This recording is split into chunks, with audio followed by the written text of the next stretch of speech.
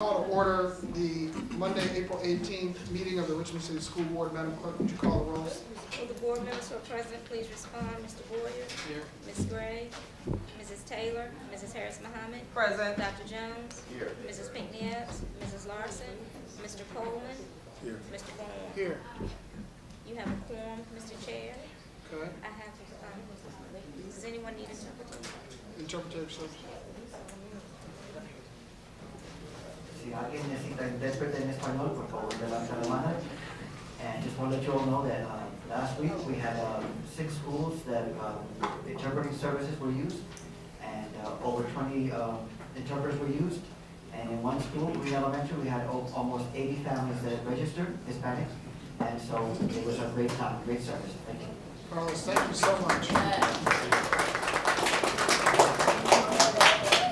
As I was talking to him before the meeting started, each kindergarten registration takes about 20 minutes. And so we can imagine the length of time that may have been added to that, but for the good work of the interpreters that we had ready, willing, and able to help our families. So thank you so much to you and the folks who helped.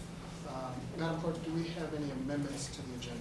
We do, but before we do that, I would like to acknowledge our student, India Moon, is with us again this afternoon. We can't hear back here. You can't hear? No. Mr. Gardner?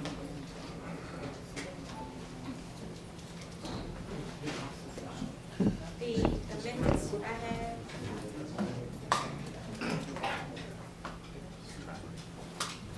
Budget transfers need to be moved up to an action item. Also add receive an update on the fiscal year 17 budget, receive a facilities update, and remove item 5.02, which is the quarterly financial statement for Patrick Henry Charter School. Is there a motion to amend? Second. It's been moved and properly seconded that we amend the agenda per the clerk. All those in favor? Aye. Any opposed? Any abstain? The amended agenda is before us. Madam Clerk, next item. The next item is the Pledge of Allegiance and moment of silence. Okay, we will ask our student rep to lead us in the Pledge of Allegiance.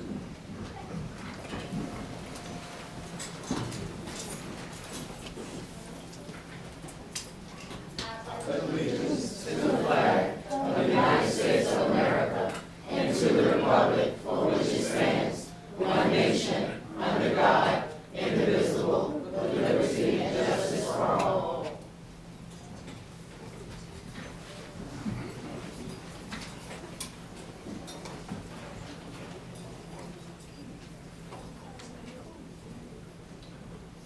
Thank you.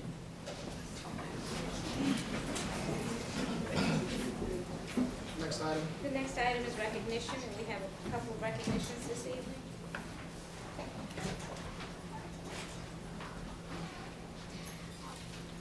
We ask that as the students' names are called, they come forward to receive their certificate. If there are any family members present, that they also stand and be recognized. Regina Walker, who was our March student representative. Regina Walker. India Moon, who is our representative for this. Ms. Green, are you present? Yes, Can you come and get her certificate, please? Thank you.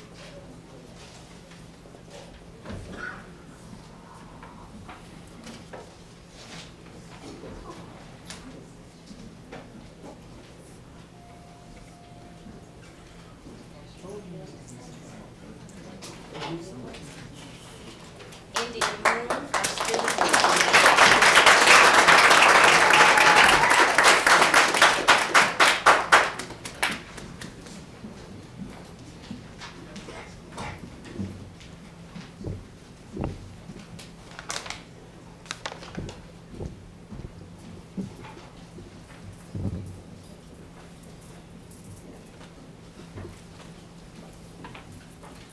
Mr. Bourne, on behalf of the administration, we'd like to take this opportunity, as in the past year and a half or so, we started a new tradition of trying to recognize our state champions in the city of Richmond Public Schools.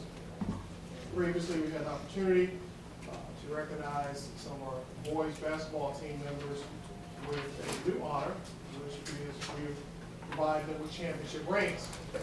This year, we have the distinct pleasure of recognizing some young ladies from John Marshall High School for indoor track.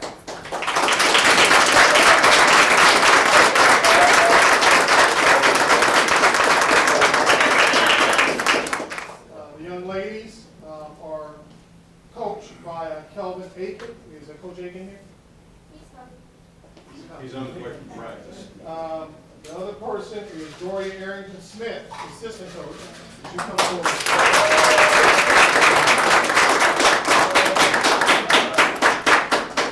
If you, since the coach is not here, Mr. Bourne, I'm ready to call him.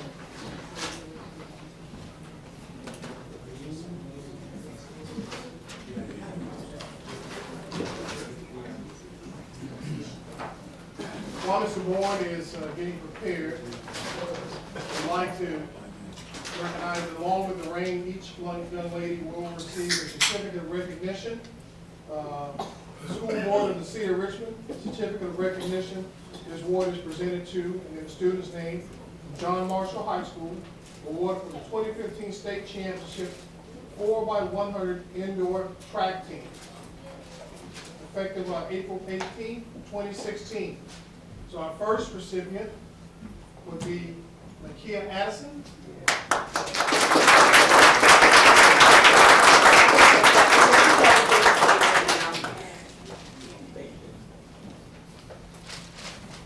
Our second recipient is Lester Bell.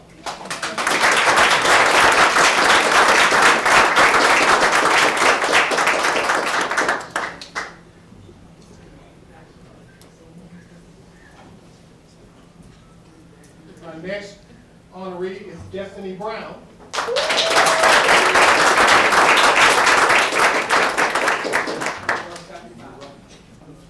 Now I'm curious, who's the anchor lady? Oh, we should have seen you. Well, big anchor today is Miss Ashley Smith.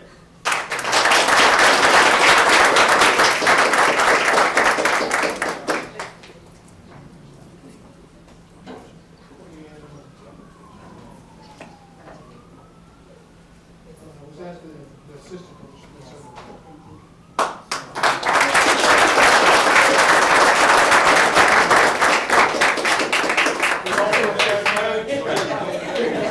It's in the back.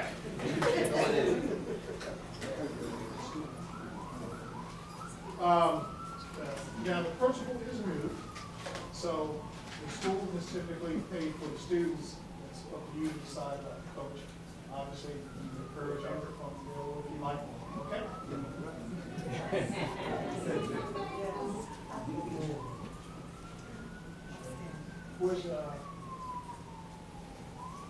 Any comment? Significance that we need to share?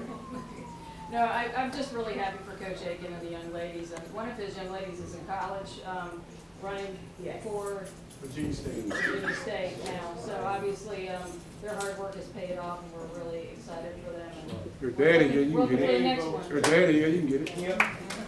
You can get it.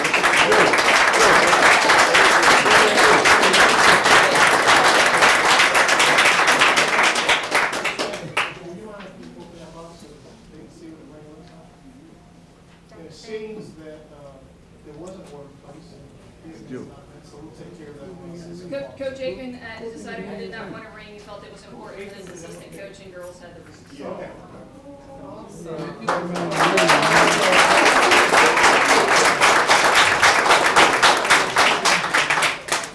Coach Aiken, Coach Smith is showing the ring for everybody to see. So if you could, ladies, shift to the center over here so they get a picture of you and the boys standing behind you. And Coach, then you go look in the young ladies.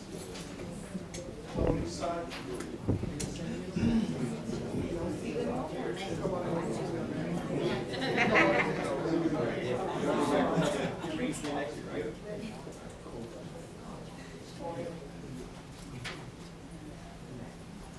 Everybody ready?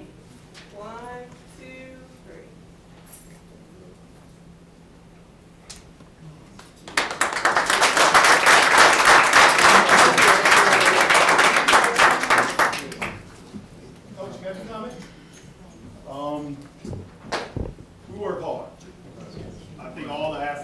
the city of Richmond. The kids are doing the best they can. We're really pushing it. We got great coaches here.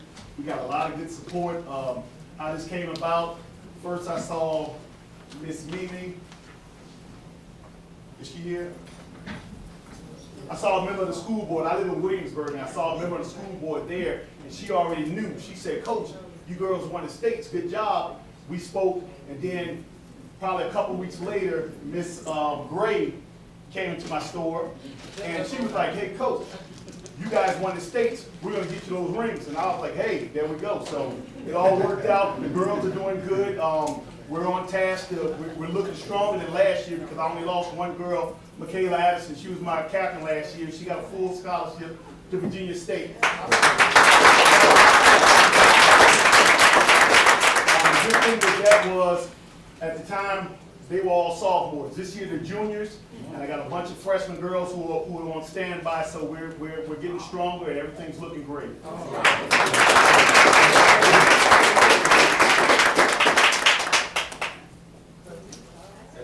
Thank you all. Thank you. All right.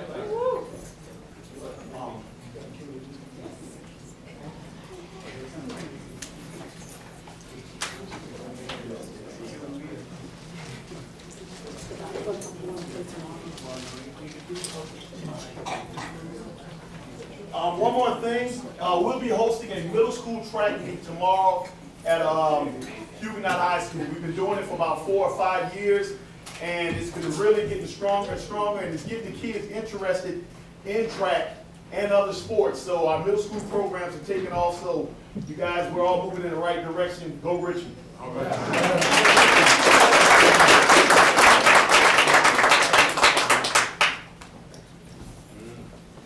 Let the record reflect the men joined by Mrs. Larson, Mrs. Taylor, and Mrs. Pinckney Evans.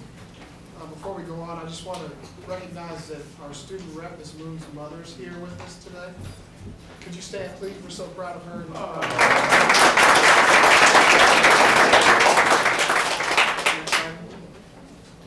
The next item is public information, and I do have one speaker who signed up in advance according to your policy.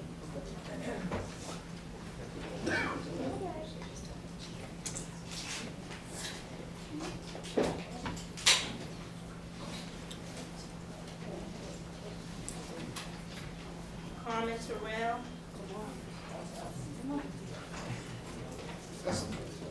As people are coming towards the microphone, just a couple of ground rules. One, if you're representing yourself as an individual, you'll have 3 minutes. If you're representing a group, you have 5 minutes. Please be respectful with your language. No advertising, no political campaigning, no vulgar language. That's it. And don't forget to state your name for the record.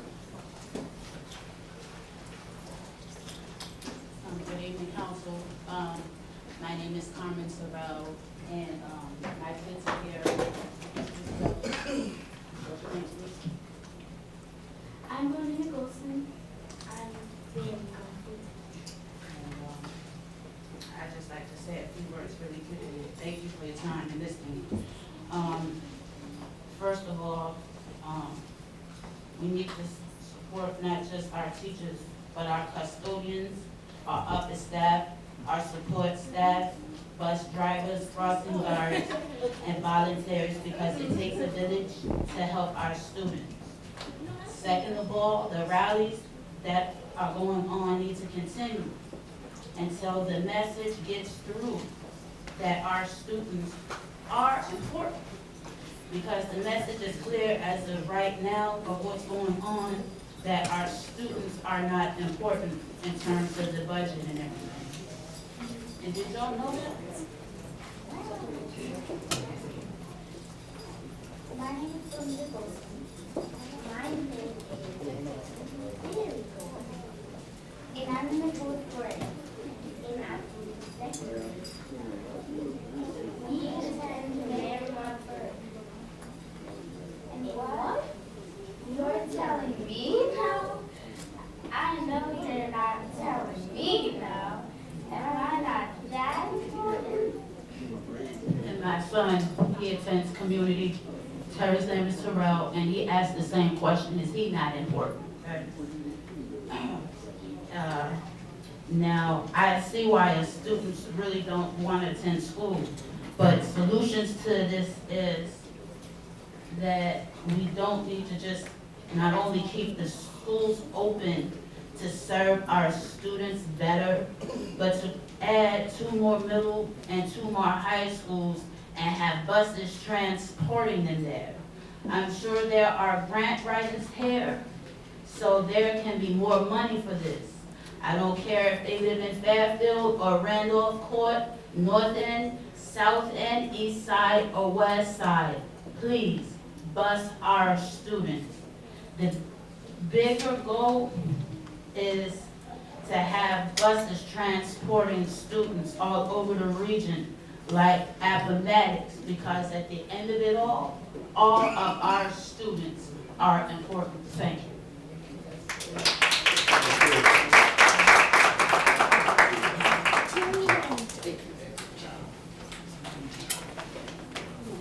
Ansley Perkins.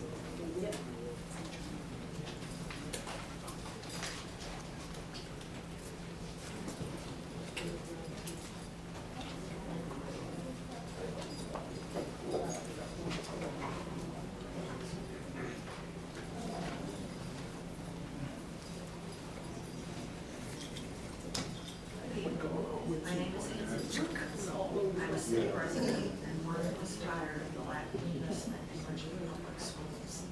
I have lived in Richmond since '89 and have never seen the collective support that we are currently seeing for RPS. It is a testament to Dr. Bedden and his administration, a school board that is willing to collaborate, and to RPS teachers who I suspect finally feel supported. The facility needs report is an incredibly thorough, comprehensive report, and I have referenced its data in several of my emails and public comments to City Council. It is posted on the RPS website and can easily be referenced by any citizens with questions. I attended the April 4th school board meeting and some community members since then. Dr. Bedden and his administration have been very clear that it was never their intent to accelerate closures without reconstruction and renovation. The current recommendation by the school administration is one that no one feels good about, particularly the one school with such a historical legacy.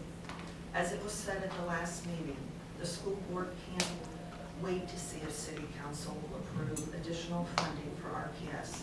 There has to be funding next year, and the current budget proposed by the mayor leaves the school board with few options. That said, it is prudent upon the board members to share these basic facts with their understandably angry and upset constituents. As the facility needs report shows us, almost half of Richmond Public Schools need major renovations or complete replacement. There will be some closures, but hopefully on the plan that's been approved by the school board and not the current option being forced by flat funding. In my opinion, it is important for the school board to convey some of the data contained in these reports. It is disheartening to see citizens leave meetings as confused and as upset when they arrive. Thank you.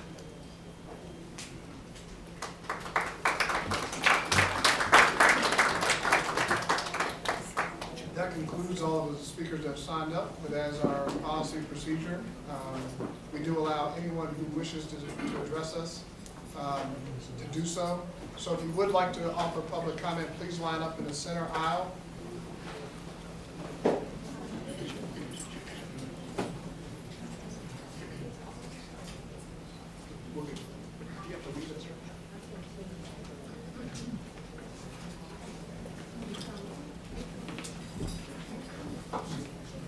Good evening, ladies and gentlemen.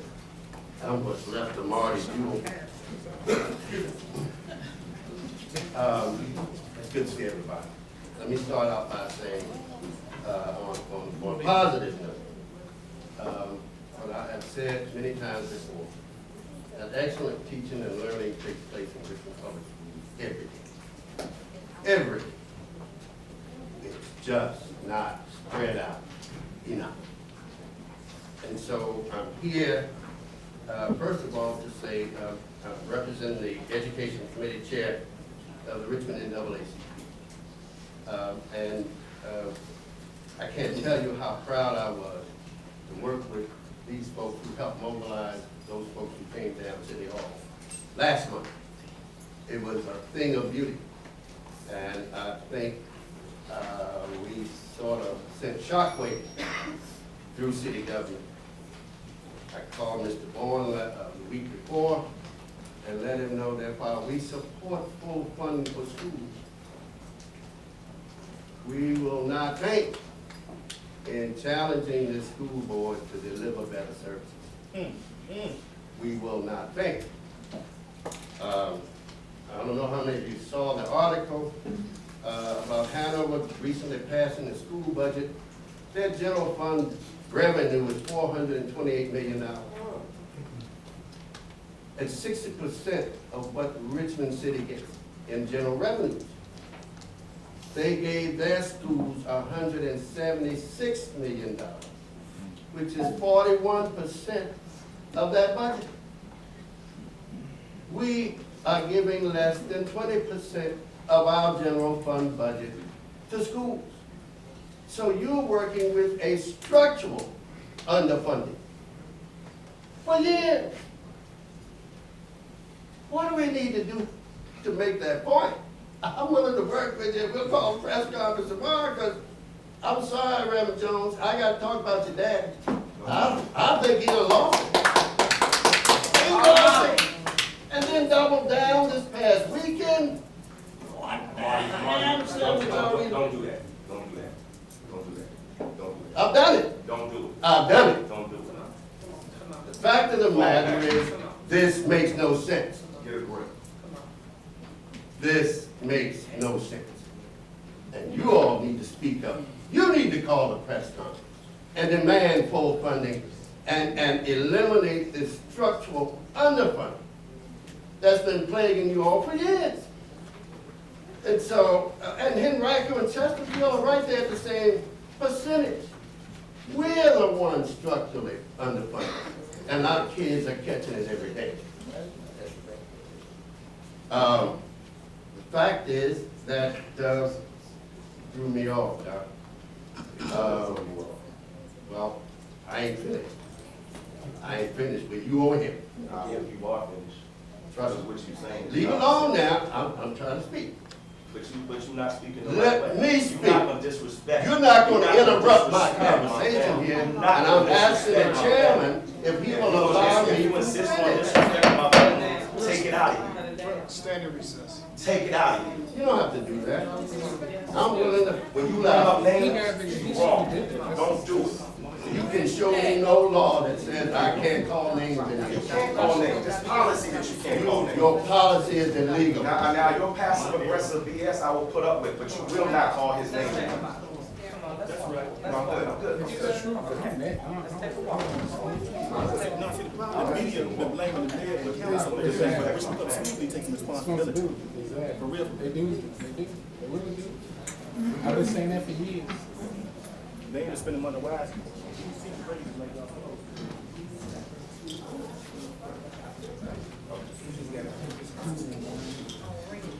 Okay.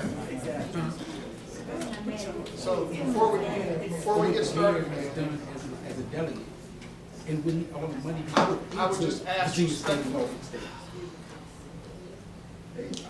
that we offer our public comments in a respectful way.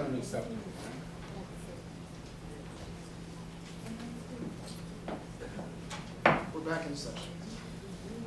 Good evening, my name is Tan Mosby, and my son is a senior at Armstrong. Academically, he's successful. He's a track student. I have a daughter who attends Danielle Walker Government School. She's not affected by this. I have a son that attends Bellevue. He's not affected by this. A lot of people say, you know, your son, he's a senior, he's on his way out. Why should it matter to you? It matters to me because being a Richmond Public School student, we had everything that we needed. Everything. My son comes home without books. he doesn't have homework. I have to call the school or physically go to the school to get things, transcripts for college, SAT scores, anything to help my son succeed, I do. And a lot of those children, they don't have parents that are as diligent as I am. And it breaks my heart because it's not their fault. And as parents, our hands are tied. And I look at it, when does incarceration become more important than education? Because when we grew up, we were taught to say no to drugs, say yes to education. And our children are not afforded the same opportunities that we are afforded. And it breaks my heart that I can look at my child and see that he's not getting the same free education that I got. So that's why you hear this in my voice, because I just can't believe it. I can't believe that it has come to this. And it's not fair to them. They deserve a fighting chance. And even when my son leaves Armstrong, I'm still gonna fight for Richmond Public Schools.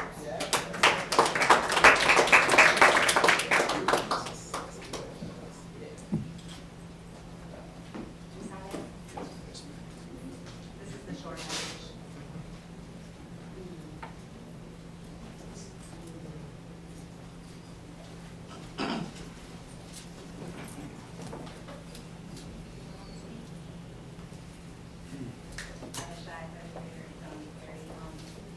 We would come to you with pretty much the same message. We think it was poorly thought out to even put John Kerry on the chopping block. Excuse me, please state your name. I'm sorry, Deanna Griffin and Avery Griffin, Plaintiff District, John B. Kerry's in school, right there by Kerrytown. The next one is, I don't think it was even a good idea to put John B. Kerry on the chopping block as a school that should be closed, because it is a school building that the facilities have been invested in significantly recently, are in very good shape. And what we have are excellent dedicated teachers, an excellent dedicated family, an excellent dedicated PTA, who year after year have to fight against the various things coming at us where they want to close or combine or close and combine or rezone our school out of existence. That has happened recently where a large portion of what should be our school district, this is John B. Kerry Elementary School, which should anchor the Kerrytown neighborhood and be just packed full of students. It used to be historically a model elementary school that was very well regarded. It's still in spirit the same way. It's a fairly integrated elementary school for the city of Richmond. It's very high performing test wise, and we have loyalty like you would not believe. But we are constantly fighting against the district, the school board, people who are using us as a pawn to try to get more money out of city council. It affects our student morale, it affects our teachers' morale, it affects our ability to fund our PTA when we've written grants to various associations who then won't even consider us because they don't know if we're going to be around next year. And I would just like you guys to consider, besides closing John B. Kerry, thinking of some other way to utilize the space. If the school were once again rezoned to anchor the Kerrytown neighborhood, then there would be no vacancies in what is a very viable building. It should just be helped as an example rather than constantly put on the chopping block as something that we shouldn't have in our neighborhood.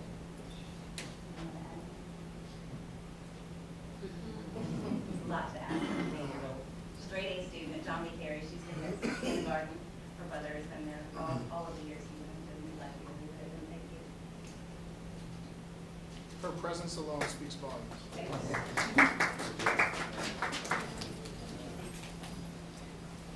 I want to say good evening, Mr. Ward. My name is Aubrey Gardner. This is my daughter, Tiana Banks. My daughter is a blessing to my family.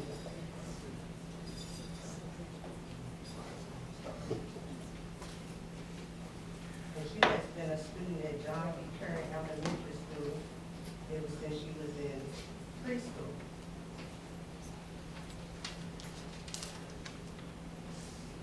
John B. Kerry is one of the schools where Dion received her foundation. Her teachers are caring, nurturing, and since I am an advocate for my child, I have always had a great communication with all of her teachers. Curry is a small school with teachers that thrive on children exceeding both academic and social. I would like to see Curry stay open. Also, my daughter Dion is one of the students that got cut at John B. Carey. She received 16 stitches on the 16th of this month. The Friday before Dion got cut, she had more cast on her hand and arm because she played basketball for John B. Carey. Her right hand, the middle finger, the knuckle was broken 2 places. She had a fracture underneath and a piece of the bone was broke off. The following week, Dion got cut and received 16 stitches. Her principal called 3 times with a teacher in front of her and did not respond to the call. I was called by a teacher to come to the school. I had to rush Dion to the emergency room myself. No ambulance was called. And I was offered a position when I had spoke with her principal first week of January. I had just finished school in December the 31st, 2015 at University of Phoenix. And I went to her about employment then. But after the accident with Dion, I was offered a position as a cafeteria monitor. My degree is in art with consideration of education. So I'm asking that Dion's medical bills her medical bills have been paid, but I'm asking to reverse her because she's the one that went through the pain and suffering. But one thing I can say about this 11-year-old, she's a trooper. Every incident Dion has had, she get up every morning wanting to go to school because she loves having perfect attendance. So I would like to hear some back from the board at least in 2 weeks. Thank you for hearing me out.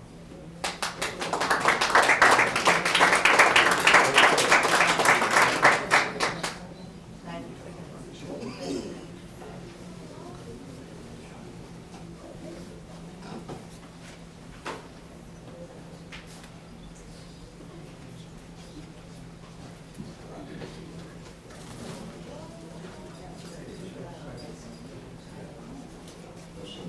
That's a hard act. My name is Charles Forrest, Mr. Chair, Vice Superintendent, and others. I do come representing 2 organizations throughout the city. One is United Communities Against Crime, the other is actually 3. United Communities Against Crime, Mothers Against Violence, and the Jefferson Davis Neighborhood Civic Association. I come first of all with a gratitude of thank you. Thank you to the superintendent, thank you to the board members, and most of all, thank you to Mrs. Jones and the FACE organization here at Rich Public Schools, Family and Community Engagement. On, I forgot the date. Here in the city of Richmond, we presented Richmond's first ever conflict resolution and violence prevention workshop.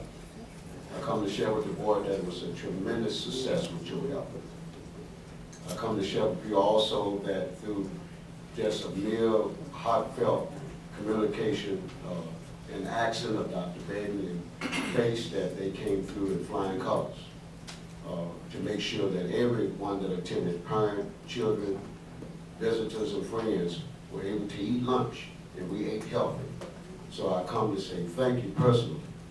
I know there's some conversation that Ms. Jones and I, Ben and others need to have, but I say that because of that, and because of your participation, it also enlightened others to become sponsors, and they also contribute because they just saw the component piece, which we call it part 3. We call it the 3, and those 3 components were the fact that we needed the city, we needed the police, and we needed the education. And you all were there for us. So I wanted to make it clear before this board, although I talked to many of you all and the press was with us, I wanted to say that your staff, your expertise, and your resources, your financial resources, Dr. Bed, did not go to waste. Because of that also, we're looking at part two. Part two is what happens when trauma meets trauma. Like the young lady that stood before me, that was trauma right there. But what do we do when trauma like that meets other trauma? That's part two that's forthcoming up, be presented in the next 30 days. I would like to also use the remainder of my time to say that I've been joking out in the community a little bit about the day that we close Armstrong will be the day we close Merrimont. Y'all know that ain't even open for discussion. Now, I'm not picking on Armstrong, but just to share, and I'm not going to even get into a lot of the history about it. But I am a graduate of John F. Kennedy High School. Some of you all may know where it was, some may not. But what did happen was, because of a former board's decision, John F. Kennedy High School was closed because they wanted to have a new facility or another facility for the Armstrong students. So I'm here today to support not just Armstrong, but all of those schools. Now, I understand that we have to close the gap. I know you all are challenged with the budget. You have to make decisions. It's tough decisions. Even at the last budget meeting at City Council, as a former educator right here at Rich Public School and a student, they learned something. I taught them what was the difference between a clap and a flea clap, following orders. And folks down there also being reminded that you cannot clap during public comment. I taught them that a flea clap is only like that. Folks that are here today to represent those that in support of not closing Armstrong and other schools, would you please stand? Right behind you. I don't want y'all to make any comments because we're going to follow order in here. I support you, Reverend Jones. Name calling is not the way to get it done. If we want to clap for those that are standing in support of Armstrong and other schools, can we show them our flea clap? If there's anything, the way of communicating is the way of being effective, and not by showing off. And I'm not pointing fingers or picking with anyone, but I believe that when we come before this body, that we make our point clear and direct. I say, I thank you, Dr. Benton, I thank you, Ms. Jones, and the Family and Community Engagement. I thank your Public Information Officer because she came to me and shared with me that we were open to sending information out. So I have no problems with Richmond Public Schools being part of what we're doing in the community. But I must say that we have to keep accountability for the budget and the money that is being spent. And that's all I have to say tonight, okay? God bless you. Flea clap, flea clap.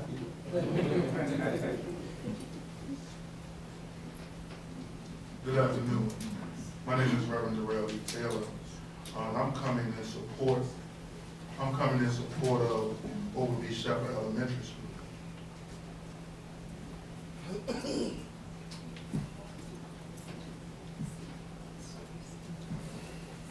So I come to you today as a concerned parent and a concerned citizen. Last week we had a public meeting with the Councilmember Robinson and School Board member Harris Muhammad, where we discussed the possibility of closing / relocating Overby Shepherd Elementary School. I believe that would be a detriment to our kids and the community if it is closed next year. The school that houses nearly 500 students will result in more buses, longer bus rides, which in turn make longer days for our young children. With the schools changing schedules in 2015 and 16, which I was opposed, the elementary school day has started at 9 a.m.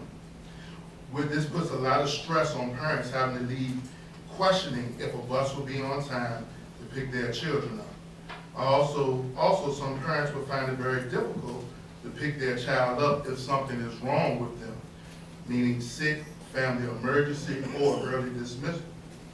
So now you put students at risk by staying in school longer because their parents can't find transportation to get their child from school. Also, parent involvement would also take a hit just trying to get halfway across the city to see their kids doing something great. For parent-teacher conference as well. Closing down this building and boarding it up will be a real eyesore for our community. Boarded up building of this size will bring the possibility of a safe haven for crime. Also, with the building being boarded up, there will be no maintenance being done to that building and would lead to bigger problems when it comes to now trying to fix the internal systems when we open it back up. Additionally, the playground would be placed that children couldn't use due to lack of attention to the grounds that will be given to that property. With the number of homes being revitalized and built in this area, I do believe closing this school would be a grave mistake. I think the repairs that Overby Shepherd should take place this summer. The great teachers and staff of Overby Shepherd Elementary School need to have a safe and effective work environment to do the great job that they're doing with our children. 30 seconds. As I understand, there are about $3 to $4 million worth of work that needs to be done to our building. And the city council has only given us about 9 for the whole entire school district. Is that right for one school to get $3 to $4 million? No. So when it comes to this, I suggest that pre-K be at Stewart and 2 through 5 be at open community high school. The community kids already come from all over the city. So changing their school would not be such a big ordeal. Thank you.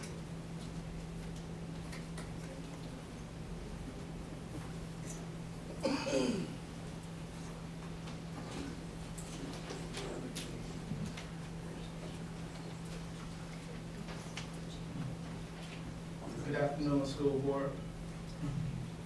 My name is Sean Patterson. I'm here as an Armstrong High School alumni. I'm also here representing my family, the Patterson family, as well as the men of Iota Phi Theta Fraternity Incorporated. I was a proud product of Armstrong High School. I am still a part of Armstrong High School. I have no idea of the depth of the challenges in which you all face. However, I ask you all to fight for this school. I didn't plan on speaking today, so I didn't have anything written up. I'm just speaking from the heart as a Richmond Public School alumni. I'm speaking on behalf of the school board. If it was not for Armstrong High School and Richmond Public Schools, I would not be the man I am today. I had no idea, nor did I have any desire to go to college. It was through the support and encouragement of counselors at Armstrong High School that saw potential in me and pushed me forward. They paved the way and set the path for my success. Because of the support of the counselors at Armstrong High School, not only did I attend college, but my children also attend college. I have 2 sons at Virginia State University. One is a physical education major, one is an engineer. Their goal is to rebuild their high school and to also teach in their high school. My daughter is at Virginia Commonwealth University. She studied to be a teacher of Richmond Public School. Armstrong High School planted the foundation for the future of the city of Richmond. I ask you all to fight for Armstrong High School. Whatever the challenges you may face, I ask you to overcome them and unite as a board, just as we as family members and we as alumni of Richmond Public Schools should unite and fight for each and every one of these schools that's on the list to potentially be closed. Right now, what we need to do as a community, meaning the school board, city council, family members, just people of the city of Richmond, what we need to do is focus on how we can open more schools, get more students in more schools, and close more prisons. Whatever needs to be done should be done. I was once told success is not measured by your successors.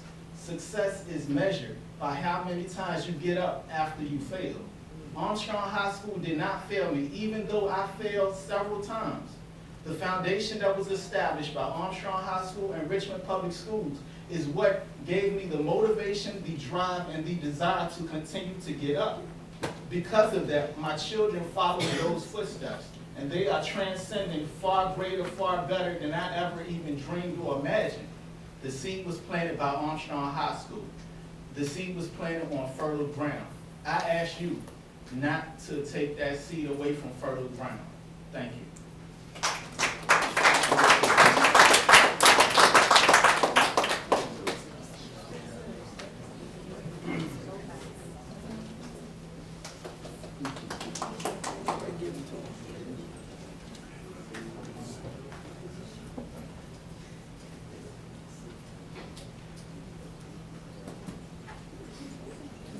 afternoon, Chair Bourne, Superintendent Bed, and all other members of the school board. My name is Charlotte Hare, and I am president of the Richmond Education Association. The first thing that I'd like to do tonight is to publicly say to you what I was quoted as saying in the paper, and that is that I want to thank you for stepping up to the plate and having the hard conversations that need to take place in order to do what is best for the children in Richmond. Thank you for not waiting until the last minute, until the city council decides they will or will not give us any funding and then decide what to do. So thank you for stepping up to the plate, Chairman Bourne, and initiating the hard conversations that need to take place. I stand tonight representing the members of our employee staff as well as our children. And most of you know that I have always had the quote for the last couple of years that every child in Richmond deserves a great public school. So tonight I want to leave that with you again. A child's ability to succeed should not depend on the community they live in, the zip code that they have.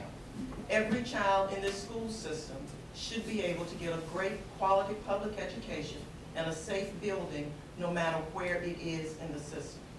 I also want to remind you that you sit where you sit tonight, elected to do a job, not just for your district, but for the entire school division. So you need to remember that you need to take all things in consideration when you make your decisions on how we move forward from this point. Because based on what I heard today with City Council, we're not getting $18 million. So you need to have a plan in place for how you best provide for every single child in Richmond Public Schools, no matter what their address says, no matter what the zip code says. But a child on the south side should be able to get the same education as a child on the north side. A child at Fox should get the same education as a child at Woodview. A child at Armstrong, John Marshall, all of them should be able to get the same education as a child who goes to Huguenot, Community, Richmond, Community, Open. All of them should get the same education. So I know that you're glad that you have community involvement and engagement, and I think it's a wonderful thing. My comment to them tonight is, what took you so long?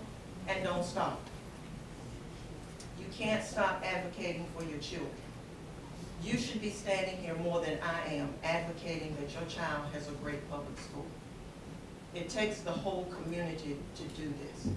So every single child needs to have the same abilities, the same quality of the building. No bricks should be falling. They should have the same quality educator standing in front of them no matter where they are. The last thing that I want to leave with you is that our custodial staff. It is not an issue for us. It is not an option to do anything with them like outsourcing. If you want to know the traumas and the dramas of what outsourcing does, contact some of our divisions next to us to find out what has happened with them. We are operating a custodial staff who is not fully, they don't have enough people as it is. We're asking them to clean more square footage than they should be. And given the conditions of the buildings that our children are in, they're doing a heck of a job. So I'm not just asking that you do what's right for the teachers, but I'm asking that you do what's right for all of our employees involved. Thank you.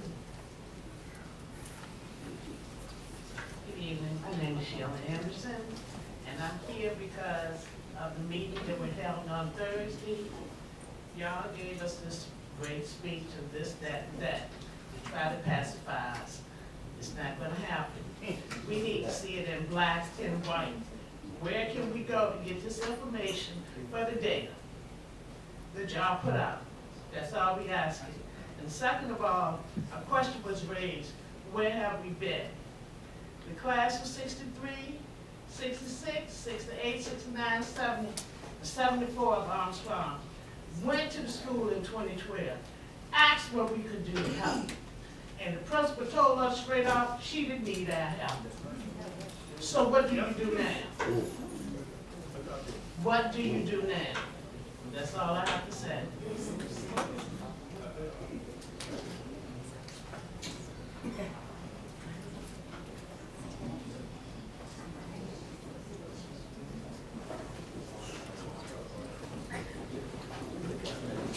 Good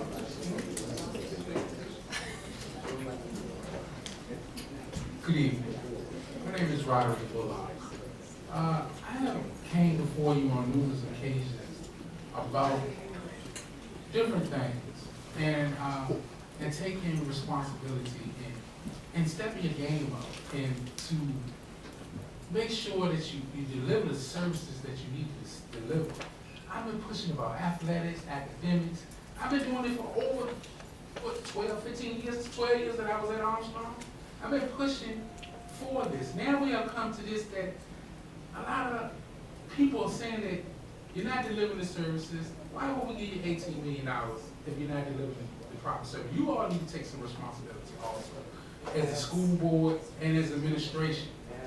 I mean, before even Dr. Begley, it was just a lot of waste and neglect on Richmond Public Schools' part.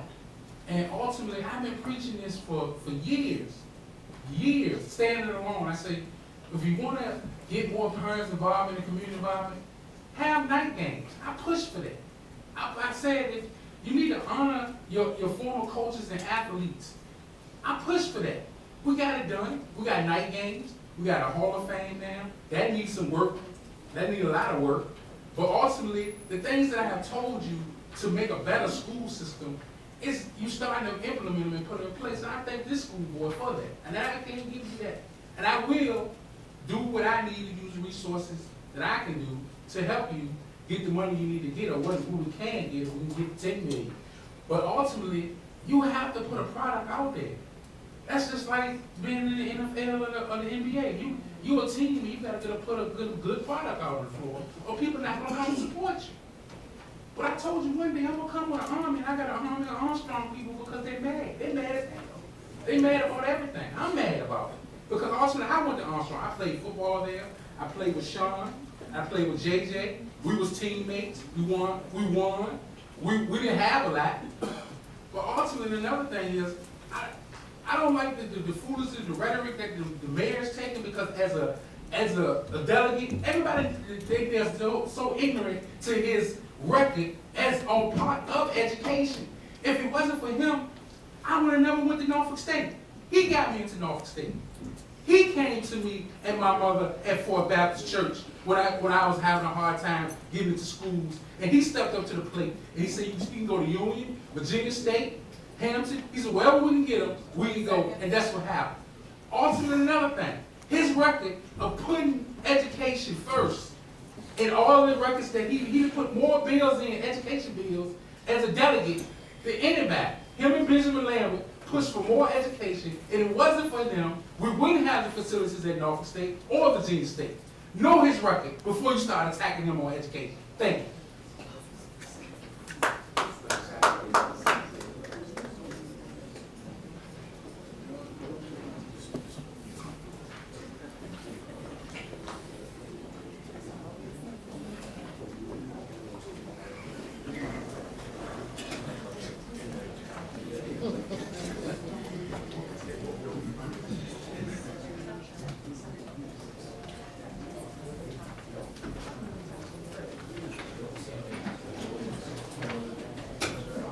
Good evening. My name is Danny Anderson, better known as Mr. Mac way back. This is, you know, already tell, I'm going to some valued statements that I'm going to make. I'm very biased, favoring Armstrong High School. Armstrong been educating people since 1865. And I'm going to tell you, what happened, just myself personally, see, because I'm just a nobody, trying to tell everybody about somebody, who can save anybody, but he saved me. See, almost 1 year ago, at this point, May the 15th, I was over there at Woodbury Elementary School, motivated some kids, because I went to Woodbury, motivated them on SOL, on how they could pass that test. And I didn't have the slightest idea, but to make a long story short, had cardiac arrest. And look at me now, 1 year away. See, God did that. But I was right back where I came from. See, now a lot of y'all guys, y'all didn't go to Armstrong. Some of y'all may not originally start in Richmond. But I'm talking like this because I am Armstrong. I am Richmond. I grew up in Fairfield Court. I wasn't supposed to make it out. I work at Armstrong right now. There's a lot of me's over there. And see what Armstrong did for me? Was they gave me a dream. They set me on fire. And I'm still dreaming. I'm gonna tell you what happened. I played football there. I left there and I went to Norfolk State. I got enough education at Armstrong, and the teachers there, they told me what to do. But life would have it, I didn't do it. But I'm gonna tell you what God did. God allowed me and blessed me. 40 years later, I came back and went to Virginia State and graduated based on that education I had already. But what I'm talking about is, and I know y'all guys up here, a lot of smart guys up here. I know that. Y'all got them degrees, you know, them MS's and them DIs and PhDs and all that. You know, and that's a lot of knowledge. And y'all know a lot of things, you know. But my point is, I really don't care how much you know. I want to know how much you care. See, I want to know that you care about a guy like me from Fairfield who wasn't supposed to make it, but I'm here. I had a dream. I wanted to go back and coach that team. After 40 years, they made me the head coach at Armstrong. And I'm so excited about that. Since I'm over there giving back to my neighborhood where I started. I'm in Richmond. I live in Richmond. My daughter went to Richmond Public School. I went to Richmond Public School. And anytime anybody starts talking about the people about the project, they talking about me. I beg to differ. These people can't get along. You out your mind. Man, we got along just fine. But you know what the only deal was? When we was at school, in Richmond Public School, at Armstrong, you had to have discipline. You had to have consequences. And we learned a word like what they call decorum. That is how you're supposed to act at a certain time. Now, my point is now is I don't know if you guys care enough about these, because, you know, like I said, they're not paying no tax. They had to get boxes. I stand and I watch. You guys get in line. Go ahead and finish your thought. Finish. You can finish your thought. Go ahead, Coach Anderson, please do. Finish your thought. I'm at Armstrong and I watch the kids at the lunch line. Nobody exchange money. Everybody just put in the code. So I'm saying that people don't care. You know, the kids act all kinds of ways. I'm there every day. Nobody correct them. They cussing teachers out. Nobody correct this. And it's like they don't care. I'm there, I care. But I do what I'm supposed to do. I let them know, you don't need to talk to me like that. Everything's gonna be all right. But my whole point was, I just want to know that you care. See, because Armstrong has been doing this for us since slavery. And still doing it. Thank you. Appreciate your time. Thank you, Coach Anderson. Thank you very much.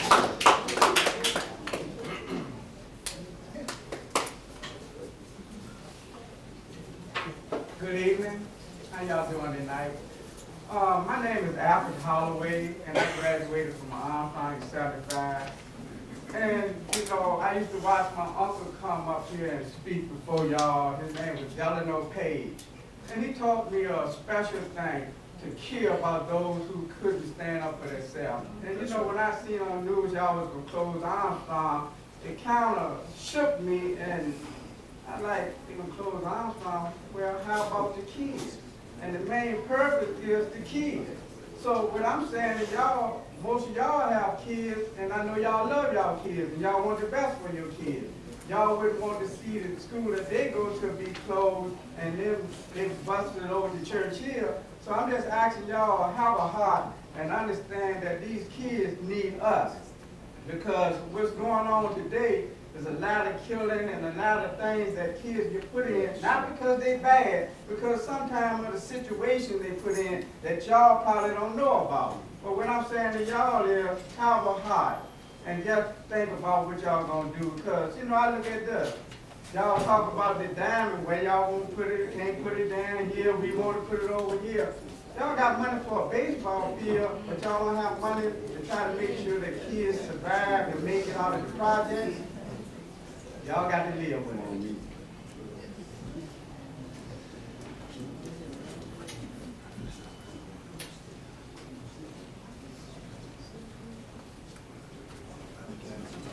Good afternoon. I come to you today when I bring back peace, understanding, and change. When you all got elected, each one of y'all got elected because the city of Richmond or the city residents seen something different in y'all, seeing that y'all can make a change in the city of Richmond. And I know that it gotta be a stressful for us. I know it gotta be a stressful for y'all too when y'all go home at night. Because I know some of y'all don't want to close, the school.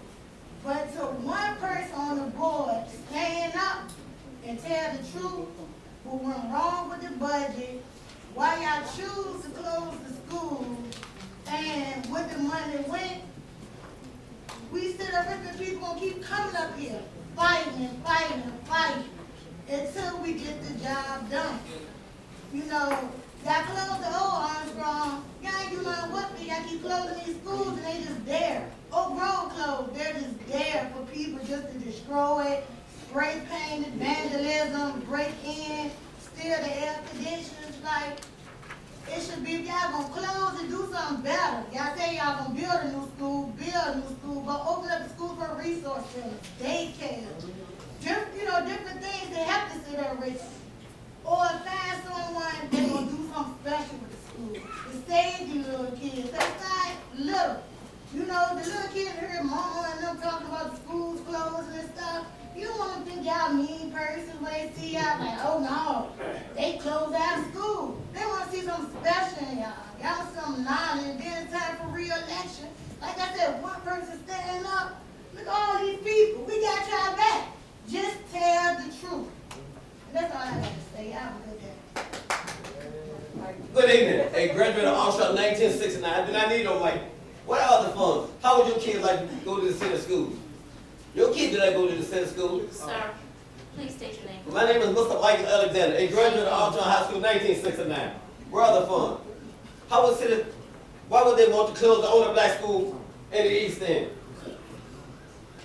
This is unacceptable. We've been fighting with this for a long time. We was at the meeting last week at Mount Olive Baptist Church. Where are the funds coming from? The Redskins training camp, the lottery, and like I say, the baseball day, they won't take their shot go fight them. What they need another diamond for? So therefore, do not put a lock on that school on Cool Lane. That's right. We need the kids over there. If you take, like I said, it'll cause a problem. Go to John Marshall or TJ George Webb. So let the school on Cool Lane remain open as a Wildcat. We are part of the Wildcat family, 66, 65, 59, and so forth. I don't know if your kids go to school in the city. Maybe y'all don't care. But as a member of the Wildcat family, we do care. Yeah. Stand up. We're not going to fall for anything from y'all city council or from nobody else. If we have to go to the Supreme Court again, we'll go to the Supreme Court. That's what I have to say. Mr. Mike Alexander, thank you.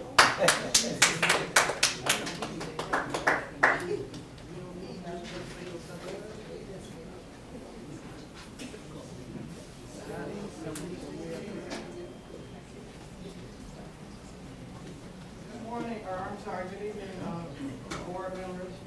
My name is Rhonda Valentine. U.S. Army retired, 23 years in the United States Army. Good to put a name with a face, Mr. Coleman. I spoke directly to Dr. Bedden on 2 occasions already. My point is that I am not an alumni of Armstrong High School, but I am a veteran. I know how to fight, I know when to fight, and I know who to take the fight to. I challenged Dr. Bedden and other council members at Mount Olivet Church the other night with the task that one lesson that I teach my children is to stand up and fight for what you believe in. My family, who are alumni of Armstrong High School, could not be here tonight, some of them. One of them is here. But the other lesson to be learned in what I teach my children is that when you're faced a challenge, and as I so articulately put it the other night, we don't ducktail and run from nothing and no one. This is a challenge that I am ready to take to the mayor, to the Virginia Department of Education. I have come from places like El Paso, Texas, where they are not only dealing with mass numbers of students, but they're also dealing with border control problems, immigration problems, and I welcome everyone to the United States. But the bottom line is, with a school system like them, where they are fighting numerous problems, let alone budget problems, and they can sign over resources to parents that just come to the school and ask for them, why is it that our children cannot even take books home? I have been asking my son since August of last year, where are your books? Mom, they haven't given us any books yet.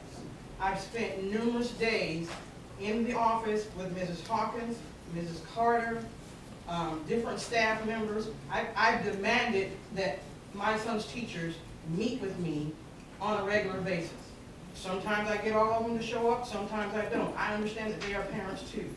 But the bottom line is, I'm ready to fight.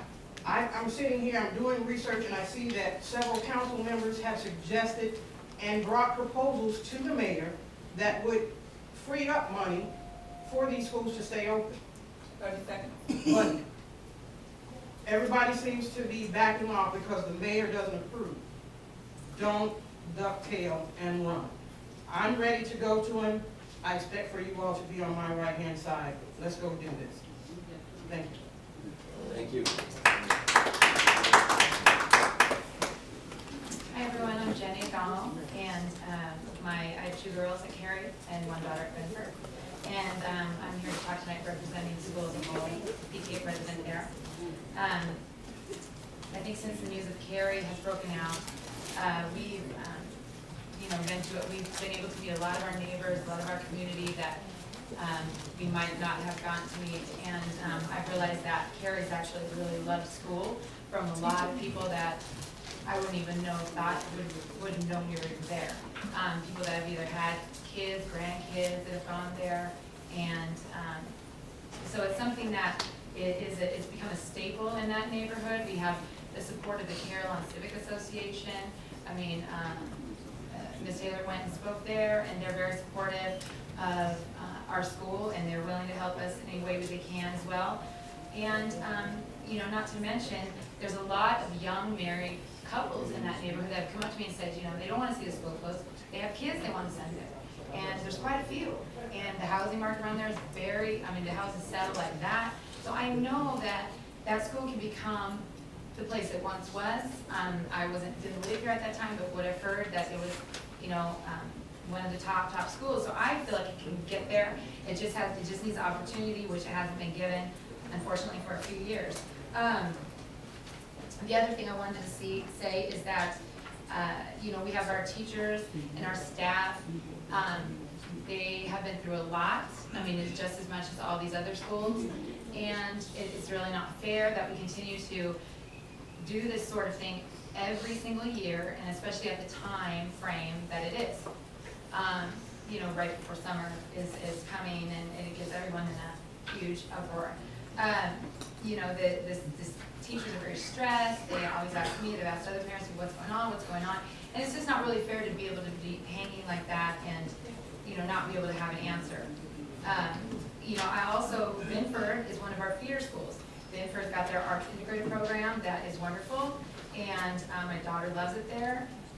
She's in 7th grade, and she's in the AP class there, she loves it. Maybe we could do something like that at Cary, where it could be, where you would be one of the schools, only one of the schools that would have it. I don't know. That's something that would boost that, and their ratings. You get, more enrollment. I don't know what has to happen. I know we need more students, but anyway, that's what I wanted to say, my little spiel. I know you guys have heard a lot of it, but we just want Cary to stay, and I feel like it's one of those special schools that I don't know what else we could go there if it wasn't there. So thank you. Oh.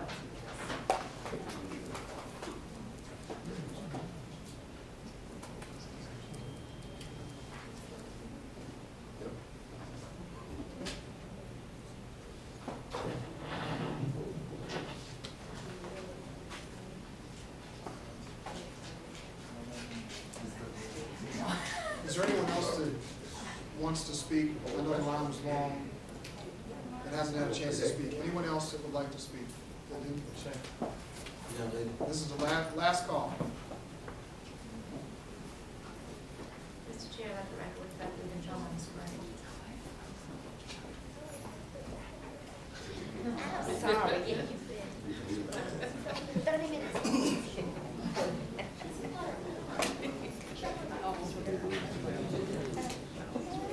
name is, good evening, recognizing establishment of protocol. My name is Charles Shannon. I represent Faith Leaders Moving Forward, Justice or Else, State Organizing, and Local Organizing Committee. I am a proud Wildcat. And one of the things that we've learned from our rich heritage, I'll say it this way. Dr. King said, it's always the right time to do the right thing. And I'm confident with all of the wisdom that I'm sitting before, that I salute, that with the push that I'm bringing and my colleagues are bringing, we can do the right thing for our children, for our future, for Richmond. I understand from the report that was made at Mount Olivet last week that it comes down to dollars and cents. And we know that as a human family, we build and fund what we want.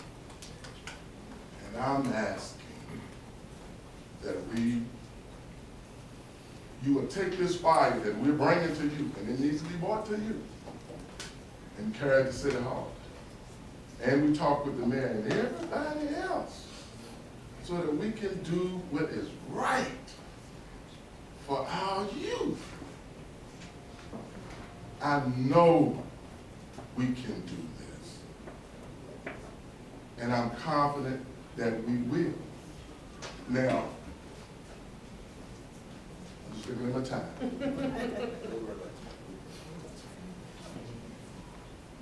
Getting the understanding to us collectively and how we do this, Mr. Bedden, is a challenge, and I'm willing to do whatever I can to help us. It's a combination of two things, and I can't say both of them at the same time, but they need to be said at the same time. Public policy and personal responsibility. That's it. We didn't come, I'm not coming to say it's all y'all's responsibility. I'm willing to claim my part of this solution. But how we get to that is going to take some muscle. Now, I've substituted recently in John Marshall High School. I've substituted in Martin Luther King several days. And the teacher-student ratio is inadequate. It's inadequate. And I know y'all know this. But we can fund what we want to fund. Yes. And so, whatever it needs to be taken, all of us, we know how to get stuff done. The future of our children, the future of Richmond, and the rich heritage that is on the line. Because right now, a lot of our young people, they just don't know. And if we get the right student-teacher ratio, which many of us came from, then we can share with them the reasons why we need to make sure we speak properly, proper etiquette, proper behavior. So I'm asking that whatever Faith Leaders Moving Forward can do, Justice or Else State Organizing Committee, or the Local Organizing Committee, we gladly will join in and participate in this and getting this resolved. Thank you very much.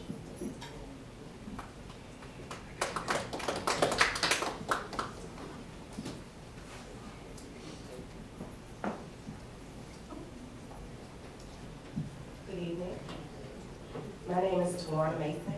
I come to you as a Richmond citizen, an RPS parent, and an RPS employee. More specifically, a professional school counselor.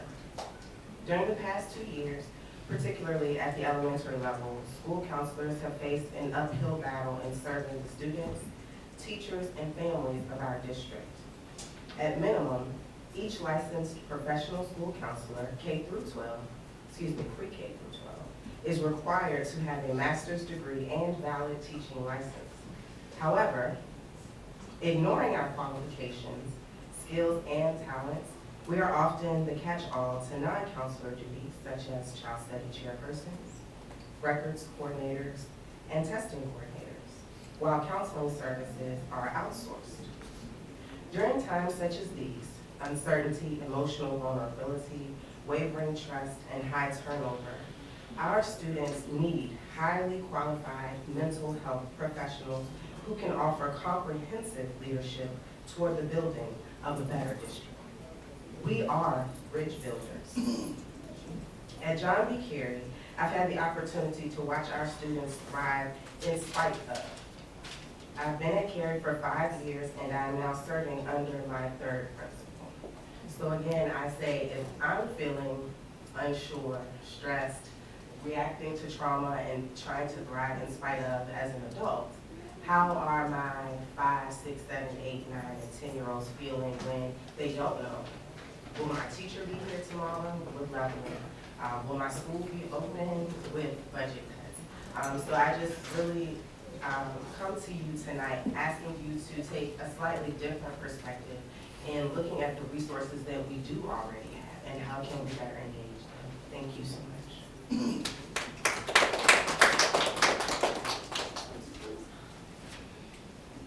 Good evening, everyone. State your name. My name is James J.J. Lyon, and I am a community activist. Just wanted to first of all say thank you to School Board Chairman, Mr. Bourne, and Dr. Benton, and School Lashana Harris Muhammad for coming to the Town Hall meeting last week, which had almost 600 in attendance. And all of you all were invited. Thank you. Just wanted to say, not going to be up here long, just want to say, I know it's tough being on school board, being an elected official. And for you, Derek, you did the right thing, because I was the same for my mom. So I know it's like when attacks come and people won't tell the truth. So I commend you on it. That's what you're supposed to do as a man. But getting back to you all, I think we're here in the blame game session. Where there's some budget issues going on. But I'm pretty sure and confident that the school board, the mayor, and the city council, that you all can work it out. Part of the problem where we are right now because the rezoning wasn't approved. And that's on you, that's your responsibility. It's also city council's responsibility, the mayor's responsibility.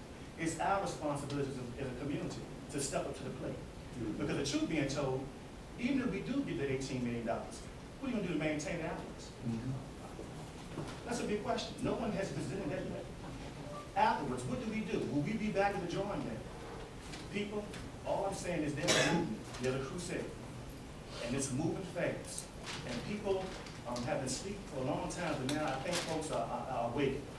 I want to also say that Armstrong has so much rich history, 150 plus years of history, history that's in that history is included Douglas Wilder, the first African-American governor, Lonnie Liston Smith, national musician artist, Maxon Robinson, the first African-American anchor, and it goes Dr. Fergus Reed, the first African-American elected to the General Assembly in the 20th century. This is 150 years plus history. It's sort of disrespectful that you all would pick this school, but as far as being, actually we gave birth to all the other high schools because of Armstrong. No one talked about closing Mary Montfort. You know why, right? Should I touch on that? No one talked about closing Harbor or John Marshall or closing Huguenot, the mighty new school we have. But the thing about it is we need to do what's right for our young people. And understand, and we're going to keep the tradition going. No need to continue to ride the fence for some of you all. I'm not going to call any names. We don't need fence riders. We need some folks who's going to get some things done, and we need some folks who's going to do what's best for our children and for the community. I'm here. Let us all step our game up. Thank you.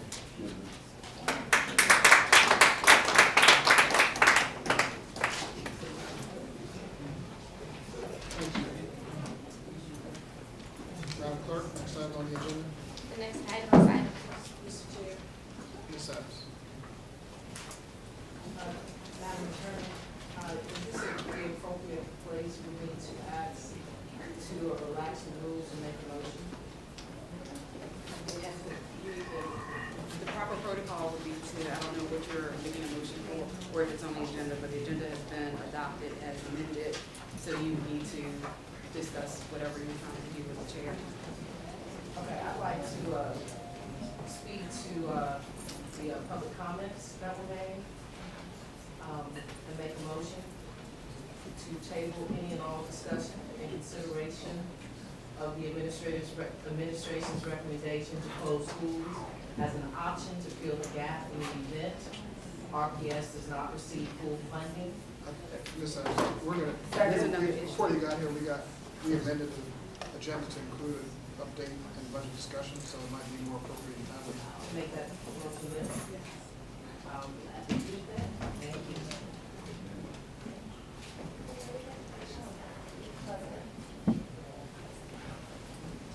The next item is item 4, academic improvement items, 4.01. Receive updates from board member attending the National School Boards Association Conference.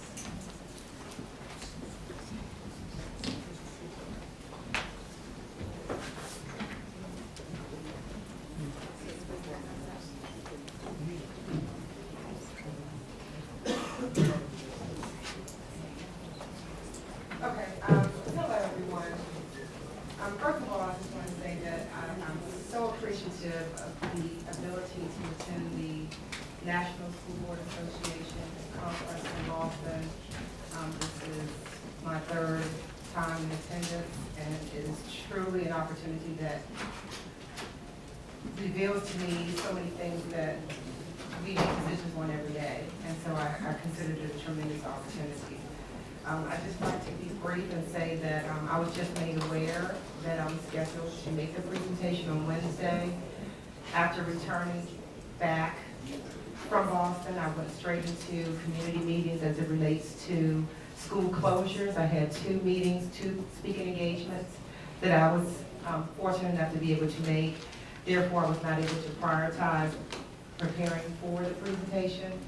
With such short notice, generally I have at least a couple of weeks to prepare. So just to give you a little insight as to some of the topics that were covered at the conference, it ranged from everything between advocacy, governance, and executive leadership, innovations in district management, school board, superintendent partnerships, student achievement and accountability, as well as technology and learning solutions, just to name a few. In the interest of giving a well-prepared and very impactful presentation, I'm not sure if Dr. Benton is going to speak this evening as he was in Boston with me, but I would like to defer my time if he would choose to use his time now, or if not, then I will defer my time until the second meeting in May, just so that I will be more effective and make sure that the information that I was able to obtain can be shared with the public as a whole.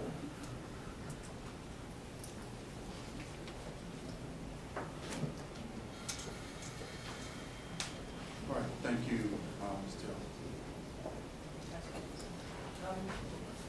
Also, because our chairman, Mr. Jeffrey Bourne, and our vice chair, Mr. Don Coleman, set the agenda, just wanted to confirm that being able to give a presentation the second meeting in May will be doable.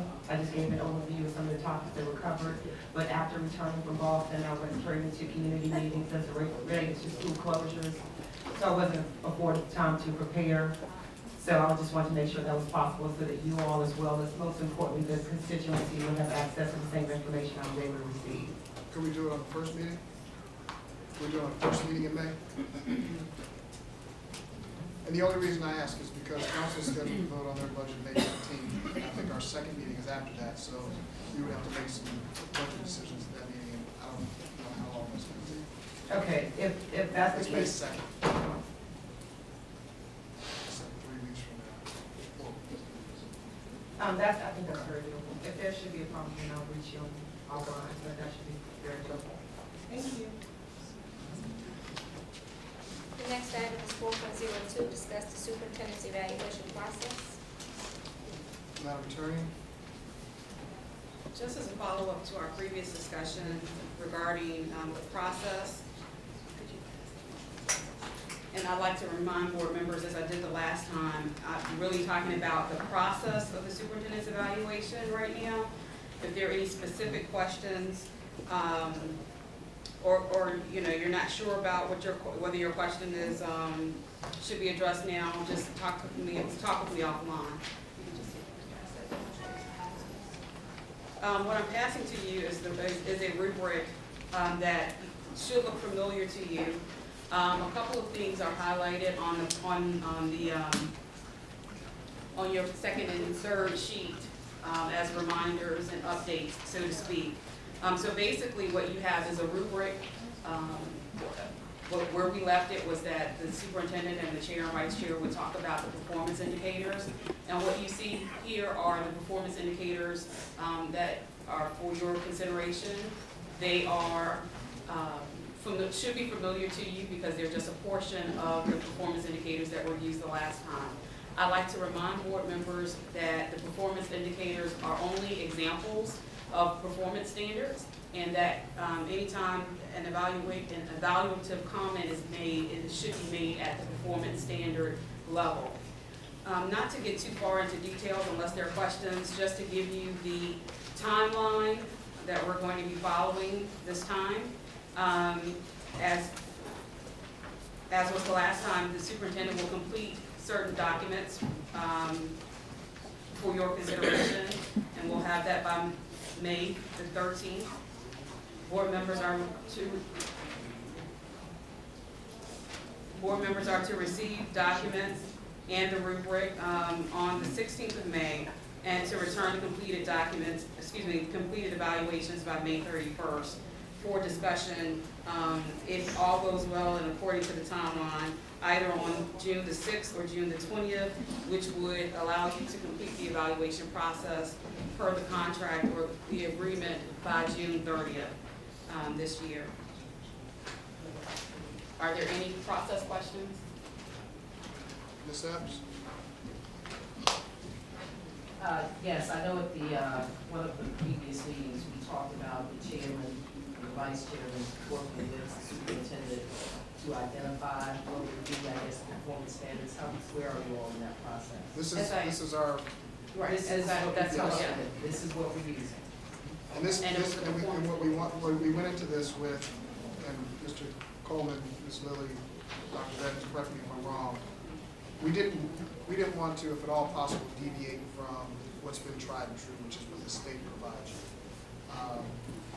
We wanted to make sure that, one, that was adhered to because we've seen it before, and two, because if it wasn't a good, at least form, then I don't think the state would put it out. So this is our suggestion, recommendation. These are the standards that we've agreed to.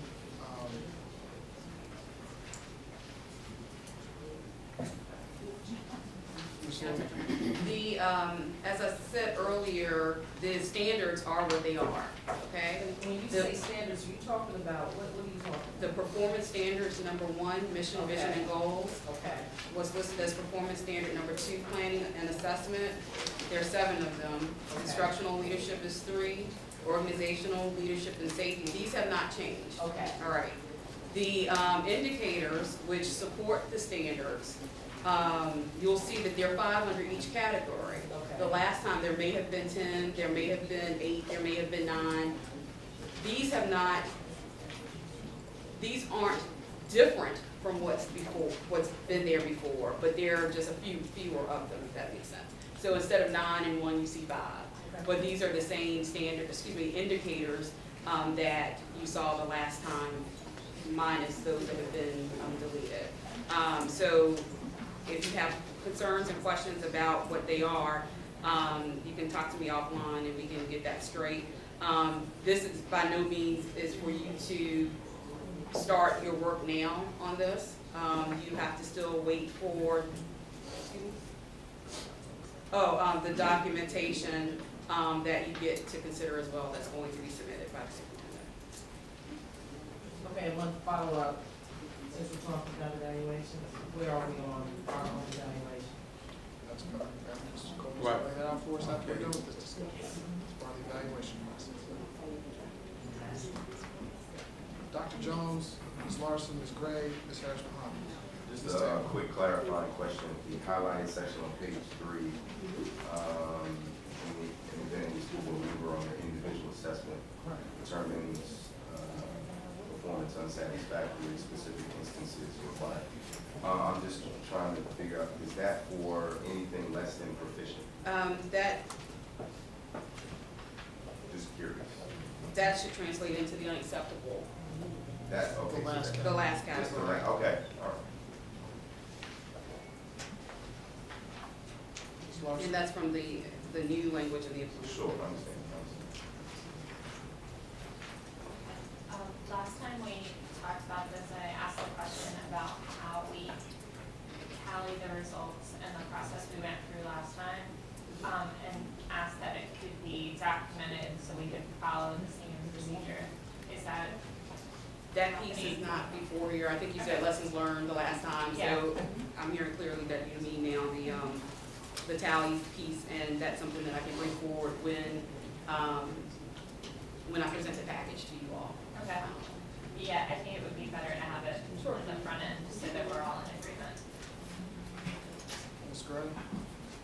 Well, that was the first part of my question. The second, is just a comment that, the document we have before us does have a guidance booklet from the State Department of Education. I worked on that team. It was a statewide team. We put in a lot of hours to try to come up with something that was fair and could be easily understood. But that booklet is available online if anyone has questions about the process. And I've tried to, as in page 2, take excerpts from that for some key points. But as always, as you know, I had said the last time, you know, if anybody wants the guidance document and you can't find it online, just let me know and I'll have it available for you. Ms. Harris Muhammad. Thank you. I just want to be clear, we are going to discuss school board's evaluation tonight? No. After this? Okay. Mr. Coleman. I wasn't. What was your committee, Mr. Coleman? I just want to know what we're going to do. I'm going to talk about the process, right? You're going to talk about the process tonight? Tonight. Okay. Ms. Taylor.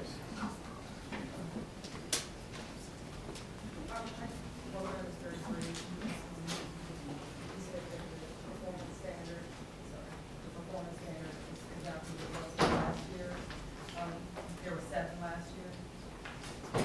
Yes.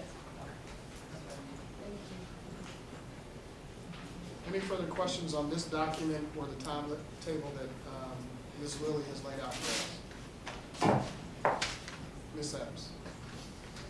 Very quickly, in taking an opportunity to look at the sample guidance that's provided to us, included in that information from VDOE, it speaks to a sample survey summary form. Do we plan on using that with regard to where the superintendent has an opportunity to do client surveys and gather that information and share that as part of the evaluation? What do you mean by client surveys? It's on page 24 in the guidance. They have it for teachers, they have it for principals as well. But it's a sample survey summary form. The superintendent should tabulate and analyze the client surveys. So he has an opportunity. There are some specific questions that are part of this form that I'm not clear on, how many he needs to give out. But it asks how many surveys did you distribute? How many of them were returned? And it speaks about what was the percentage of the completed surveys. And I think that would be beneficial in hearing from either his peers, the cabinet members that he works with, for consideration by us as the board members as we complete this evaluation, if I'm correct in assuming that's the purpose of that form. That is a tool that is outlined just as the self-evaluation was, just as the Superintendent's evaluation cover sheet and supplemental information. There are varying levels of, your reliance, so to speak, on that information. I think it may reference it as like a secondary source of some sort. That is a tool that you all can use, and you did not elect to use it last year, but that's a tool that's available for use if the board agrees and Dr. Bedden agrees that that's a tool that's going to be put out and compiled, and I certainly think that would require an adjustment to the timeline as well. But, the board, that's up for board consumption and mutual consideration of whether to use that tool. It's not a requirement.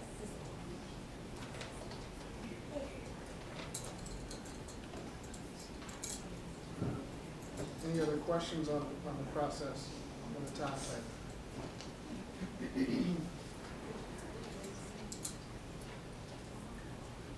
And we'll email this around, and I think we're okay. We could actually put this document as board docs so people can see it. The date for the completion of the information from the superintendent would be 5/13.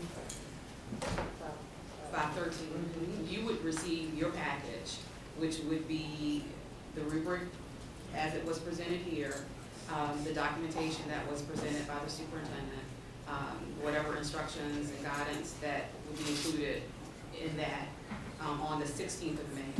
And you will have until the 31st to complete your evaluations. Yes. And you will then discuss it with Dr. Bedden either on the 6th or the 20th of June. And that will keep you in line with your June 30th date to have that. Ms. Marshall. I just want to share, I really would like to reiterate that we we follow the deadline as a board and individual board members. It is so critically important that once these dates are met, that each of us are held accountable to making sure that we have our evaluation in for the superintendent and not pushing the date back because some of us have not done it. So I just wanted, we really need to stress that. We got kind of away with it last time, but we won't be able to get away with it this time. So we need to make sure that we get that done. Agreed. Any other questions? Okay, Mr. Coleman. Okay, as I stated before, the board self-evaluation process, I was trying to piggyback along with the different dates that would be used for superintendent so that we can keep everything moving along and deadlines will be similar. So now that we have these dates, you'll be getting a mailing from myself for our assistant clerk. We got all the stuff packaged, that's correct. We got it ready. All right, and so now you'll get the instructions when you get the instructions for this, right? Ms. Lily's going to be sending out these dates in hard copy, right? You want the dates for the board's evaluation to go out with these dates? Right, when you send, right. I want all Right. that to be in one package, so when they open it, they'll see Okay. the timeline for the self-evaluation. One of the things that'll be in there, everybody needs to pay attention to, myself, Ms. Epps, and Ms. Taylor had worked on a document, self-evaluation document. Ms. Epps has put forward another document for information purposes, but we could still have an opportunity to then update the document that we're going to use. So when you get that package, which will be this week, it'll be a deadline, will be the 13th or the 16th. We'll be saying you will need to have the information back to me saying, I want to add this to the document that we're using. And so everything will be close to the similar deadlines here so that nobody be wondering what's going on. So you'll get that package this week. Thank you, Ms. Ray. Any questions on that? Okay, next item on the agenda. The next item is item 5, budgetary items. 5.01, receive the financial statement for the month ended March 31st, 2016. Mr. Westman. Chairman, board members, we have finished a projection year end. It's going to look like everything's going to still finish in the positive, but on a very slim margin.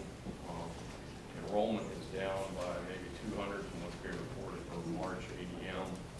So we're going to have a little less state revenue, which means, but we had factored in $1.5 million of fund balance into this year's budget. So originally I didn't think we were going to need to use that, but we might.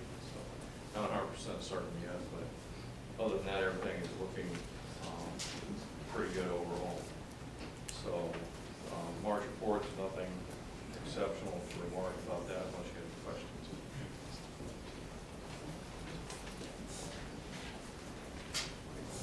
Questions? Ms. Epps? Mr. Westby, we also have some other documents with regard to budget, if you will, as far as our school board travel request. And is there any nexus between this, this report you just gave us? Should any of these numbers match? Well, no, not necessarily, because the numbers you're given tonight are the latest numbers, which are, this was closed as of March 31. Okay. And your reports are going to be as of today or whatever transactions have transpired, so. Okay, I'm good. Okay. Any additional questions?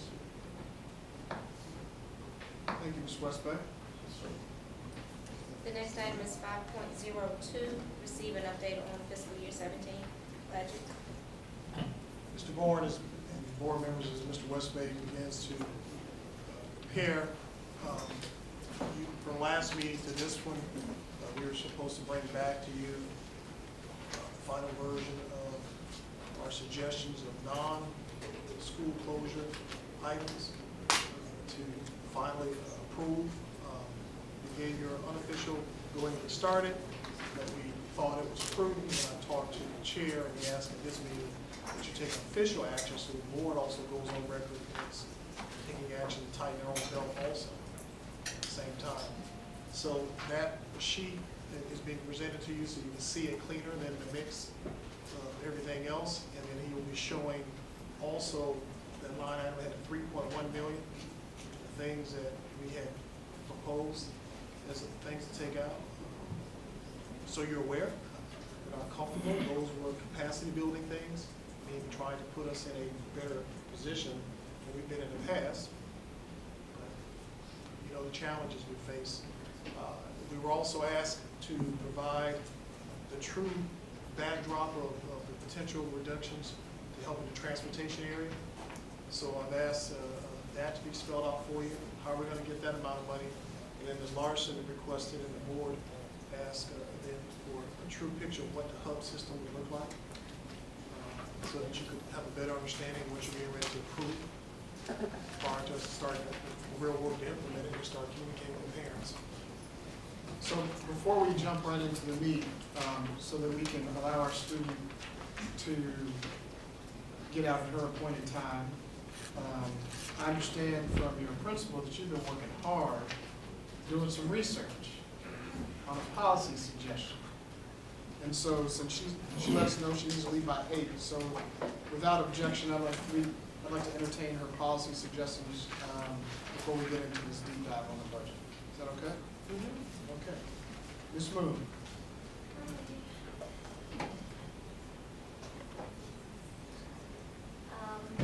Hello. My name is India Moon, and I want to say thank you for entertaining what I prepared today, and I will thank you later once my suggestions are implemented.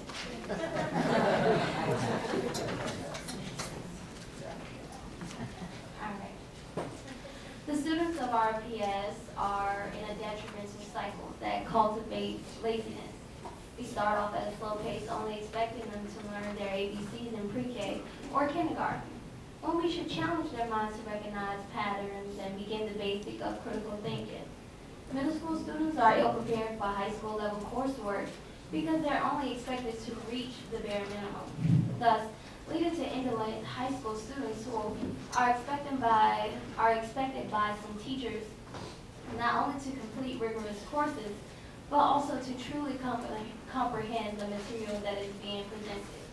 And in actuality, some students barely know how to read fluently, or to explain why they showed up to school that morning. In Article 5 of the RPS Policy Manual, it states that the purpose of school administration is to help create and foster an environment in which pupils can learn most effectively. All administrative duties and functions should be appraised in terms of the contribution that is made to better instruction and more effective learning, which will result in the development of worthwhile citizens who have the ability to think and are capable of using their abilities wisely. Although I believe that, and we'll address later, student leadership in her or his own education, administration has the responsibility of creating versatility in education and making it accessible and obtainable. Administration should encourage their students as well as their teachers to be ambitious and creative by drawing out their interests, being flexible with the process of its manifestation, and allowing the students to be responsible for their desired activities or events. Most of RPS students do not go to school. They visit jail. By that, I mean the majority of the students' educations are affected by the promotion of discipline over valuing learning. For an example, my high school, John Marshall.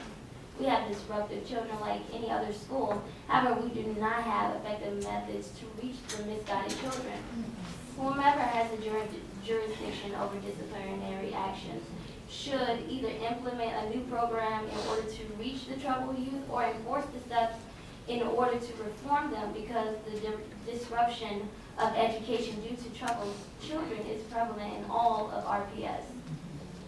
Quoting, the purpose of administration is to help create and foster, and I directed this, an effective learning environment.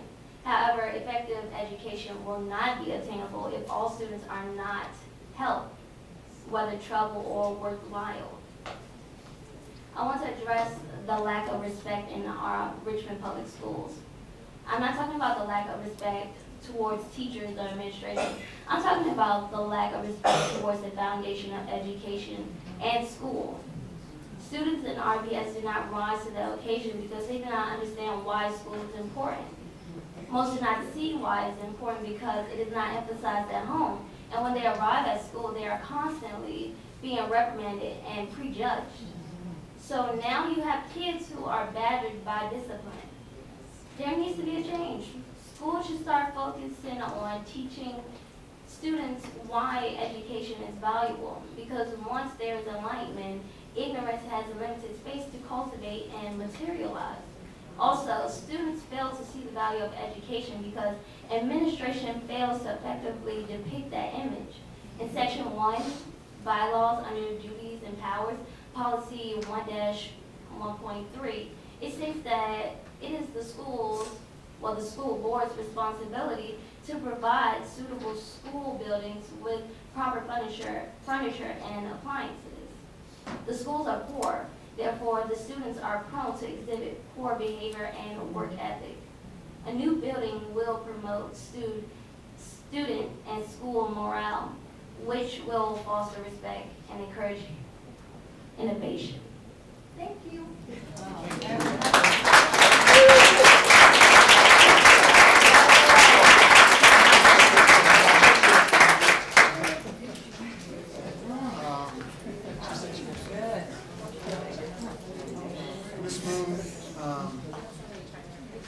It is always a delight to have students here with us, but I must say that the last couple of meetings you have brought energy and passion and compassion from the students' perspective, and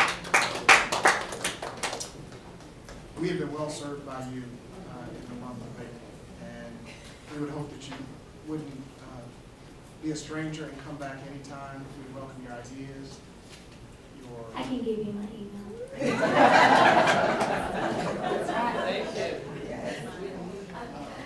But thank you so much for doing this.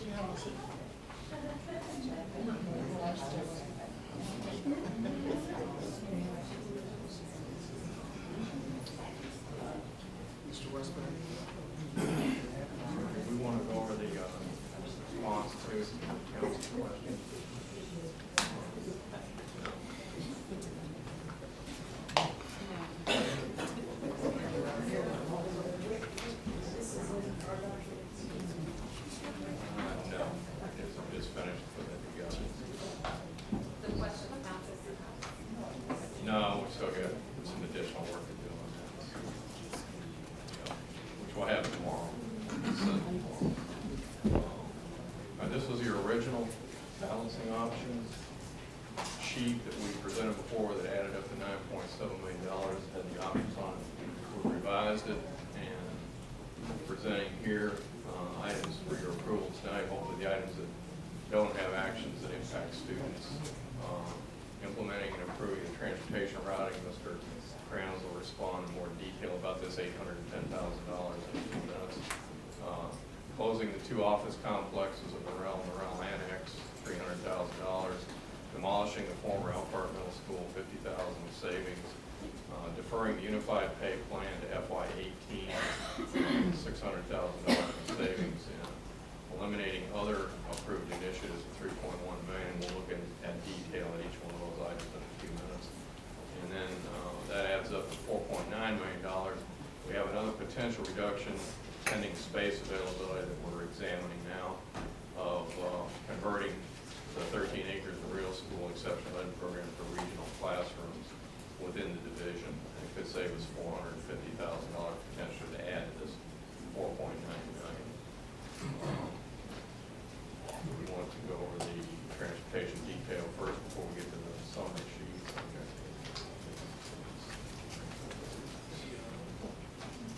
Mr. Bourne and board members, when you look at this transportation detail, if you, Ralph, go back to the first original sheet that you presented. There it is, yeah. So FY16, as you know, this past year was budgeted for $9.3 million. And then $10.7 million for next year. What we're finding is, again, we're spending a large sum of money that's going over the budget amount. The actual is running about $12 million. The transportation costs has continued to grow. So the work is being done is trying to get that under control and get more in alignment with the budgeted $10.6 million for next year. So I want to make sure I highlight that to you as you see this layout. It's really trying to get it back in alignment with the actual budgeted amount for next year, and then hopefully reduce some with continued efforts of efficiency to get it under control. So this $1.3 million that you see here, that was $10.7 we have projected for next year's budget. But the fact that we've been spending closer to $12 million neighborhood, that's a $1.3 million difference. That's what you'll see on this sheet down here as a structural deficiency. So that even though we have these savings here that Mr. Kranz is going to go through in detail in a few minutes with you, the total is $1.7 million. Then we back out that 1.3, which means we could actually reduce the budget request by 409 plus another contract out of zone transportation services here, $400,000, which then would give you that $810,000 we're talking about now. So we could not capture the whole $1.7 million. Those costs are still running over. Good evening. So we'll just go down the list real quick. Right now, Thompson, prior to the merger with Elkhart, was on Tier 1, where they ran with our high school. When that happened, it allowed us, from an exceptional ed standpoint, to run some of our Huguenot and Thompson students on the same bus. That lowers the number of buses we have to run. That right there represents, if we were to go back and move Elkhart Thompson to Tier 1, we would eliminate 3 buses. The other thing it does by going to Tier 1 is that allows those buses that are assigned to Elkhart Thompson to get back for their run on their elementary side. Right now, those buses are going to Huguenot, from Huguenot picking up where the bulk of Thompson students, about 95%, live in the Blackwell community, and then the rest are in the Elkhart, obviously, are in the Elkhart zone.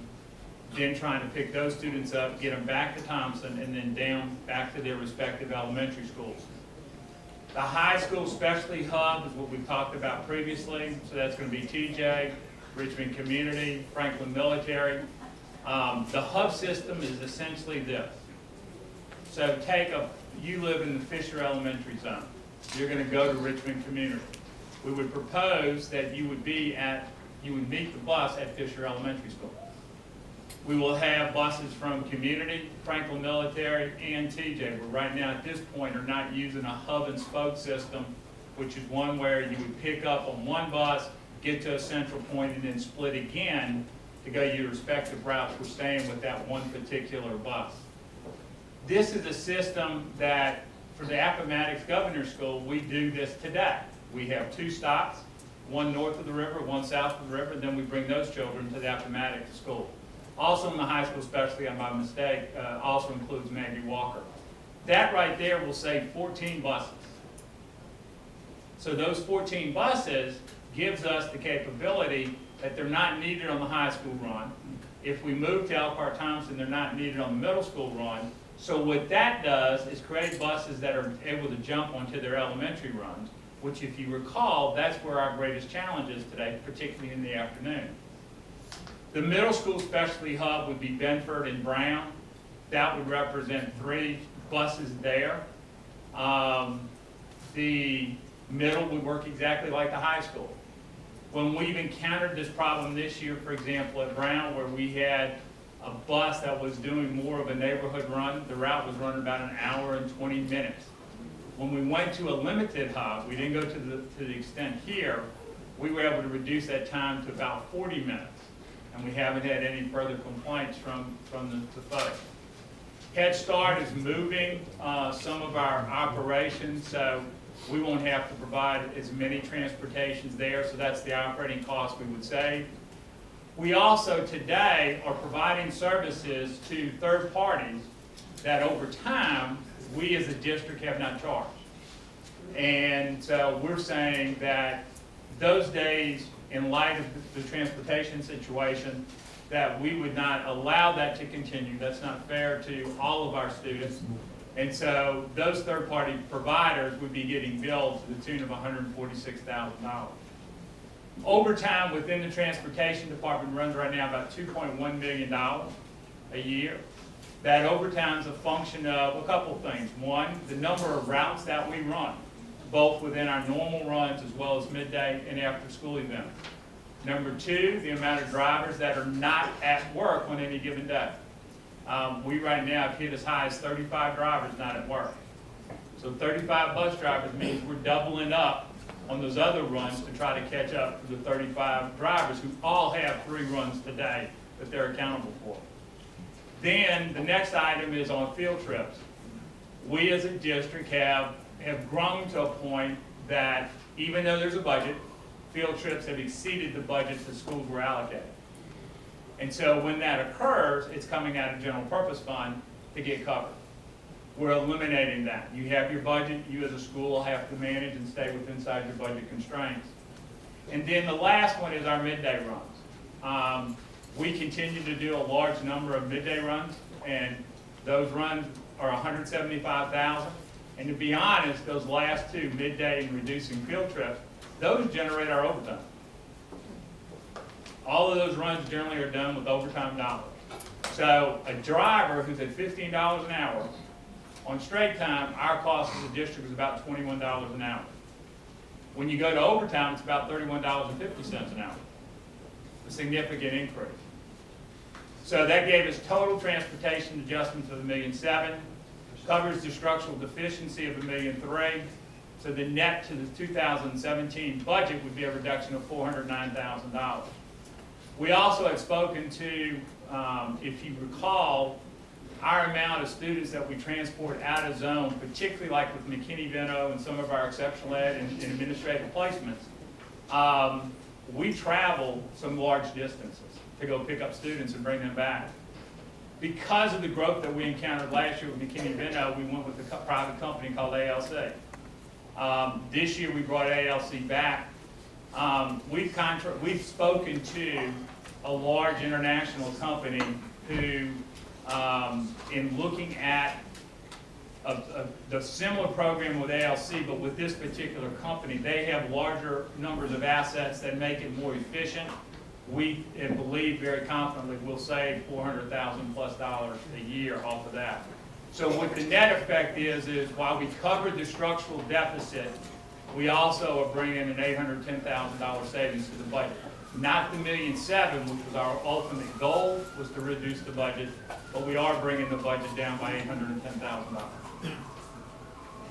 And we would ask y'all's approval to implement that particular plan, because it's gonna take us some time to develop our routes, which we have already done, to get that put together and get that communicated to all the schools and the students. And on changing the hubs, that hub system is what people agreed to when they signed up for these specialty schools. Now, over time, we've gone back to more of a neighborhood type stops. And we do not have the assets either from a bus standpoint, nor do we have it from a driver standpoint to maintain that kind of operation. Questions for Mr. Krantz? Ms. Graves has your mom steps. I'm in full support of making cuts. I just want to make sure that as at the earliest point possible, families who will be impacted have time to plan for it, and they know where the hubs will be, what the times will be, so that if a family doesn't have the resources, that there's someone within the system that can help connect them to the resource so that they can get their child to the hub. We right now know where our hubs are gonna be the elementary schools. At all. All of the elementary, we have 26 elementary schools on our side of our system. The intent is the hubs would be the elementary schools. That gives us our broadest coverage throughout the entire district. Which I don't have at my fingertips, is the time that we will make those runs. But we have actually created the routes, and we could provide that fairly quickly. That would be awesome. Just help me understand. So if I live near Fisher, and I have one child at Open and one child at, well, Open doesn't have transfer. If I have one child at Franklin and one at Community, would they both go to Fisher? Yes, ma'am. Would they get on the same bus? or No, ma'am, two they'd be two separate buses. Okay. All right. Thanks. Yes, ma'am. Can we make sure, Mr. Krantz, thank you so much for this presentation. Can we make sure that this is on board docs? Yes, ma'am.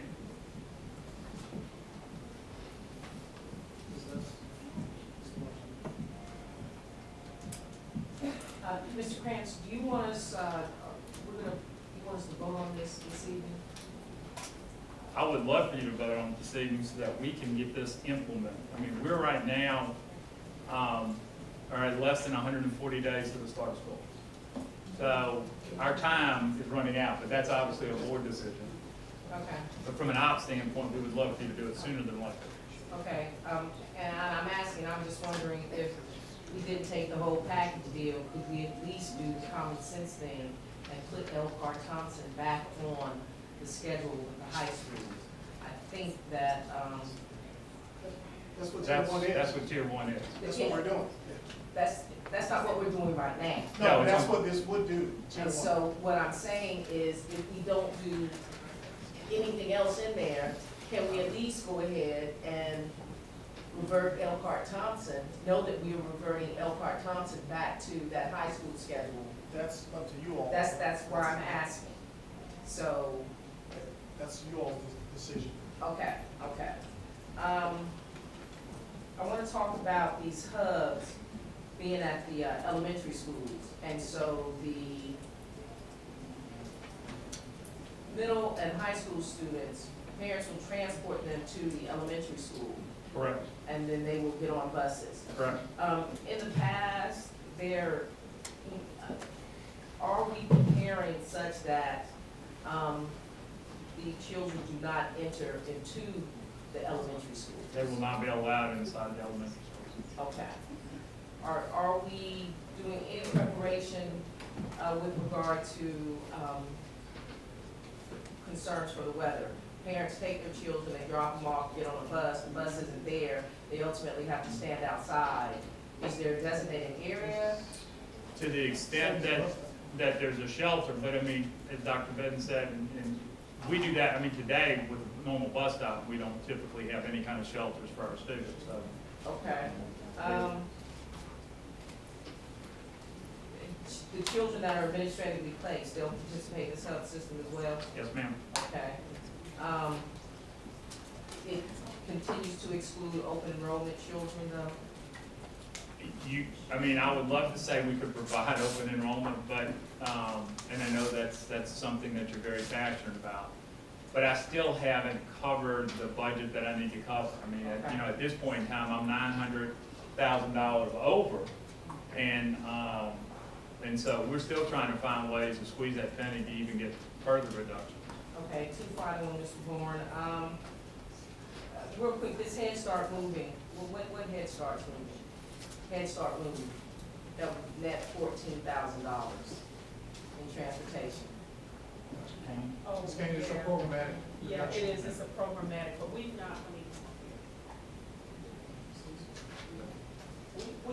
spoken to the employees just yet, so it wouldn't be appropriate for me to name out places. But the idea was that we are not in compliance with the number of weeks and hours that we're supposed to have pre-K. And so in order to get ourselves in compliance, we needed to send them to centers outside. Okay. And then finally, this doesn't take. Before you go, I want to make sure, because you brought that up, it's on the record. This is a savings, but it wasn't done to save, it was done because of compliance reasons. Okay. So I don't want that. That's gonna happen. Right, regardless, it Regardless, just happens, that's if we ran analysis, it also creates savings, but I want people to think we did that to them because of this. Okay, okay. And what else do I have? This doesn't take into account the transportation for exceptional education. Just I a mean, small part. A very small part. I mean, it's still, we're providing our normal exceptional ed transportation as well as our normal regular transportation that we do within our zone areas. I can leave it out. Has there been any consideration for those children who may be, based on the criteria, be eligible for us to partner with a third-party provider to provide transportation for some of those children, such that the provider then third-party deals with someone else, like with our therapeutic day treatment? I mean, I'm not aware of anything. I know that we work extremely close with our exceptional ed group, but I'm not aware of any discussions we've had on that line. Now, we're always looking for ways to, I mean, our goal is to provide the best service we can to the students of RPS. And to the extent that we can do that in the most cost-efficient manner possible, that's the way we're looking to do it. So I'll explore that with my team, but I'm not aware of anything directly today that I can answer that question. And then finally, does any of this take into consideration, if we do this way,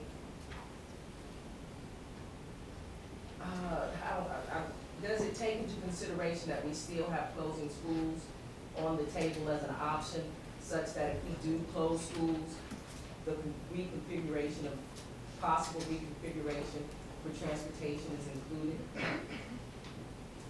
Wait, I'm The confused answer by is that. no, because this is independent of that, because we don't know what you're gonna do. This is independent, okay. Yeah. Okay, but if we were to close those schools, have we taken into any consideration that, for instance, if we merge the children that we would take from Armstrong, would it cost us more in transportation to now start taking them to John Marshall, over to George Webb, and over to TJ?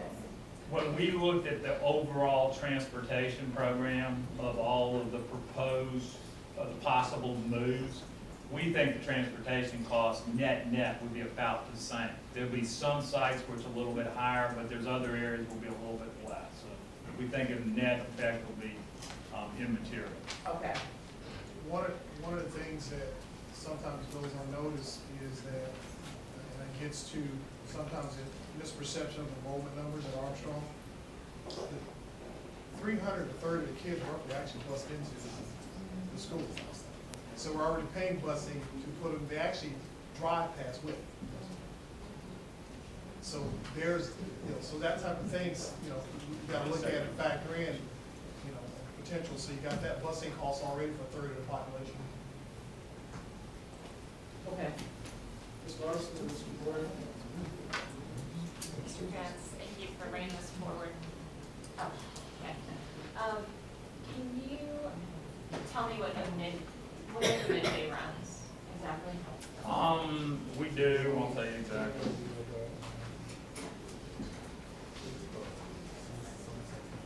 That's gonna be our tech run, that's gonna be, like our, CBI runs. It's gonna be different academic-related type of runs that we do, but in the middle of the day, that because of the way we run in the morning and the afternoon, they're all at an overtime rate. Okay, so if we eliminate those, or are we just reducing those, then how does it impact our academic program? When we look, it's also like, we don't believe there'll be a material impact on the academic programs. Okay, that what we're focused on in the midday side of those programs that we'll continue to provide to the extent there's dollars available, like in the field trip related budget. But when we're out of money, we're out of money. Would you say that, student time? That's predominantly personnel costs, and that's mostly overtime. So is the 175 in midday runs a reduction or an elimination? It would be the overage would be getting eliminated. So, but to the extent you had a budget, either from a grant, from your athletic or field trip pot, you as a school would have that discretion for us to continue to provide that service so long as there was funds to cover that budget. Okay. I'm with you. Okay. All right, thank you. Mr. Boyer, Mr. Francis.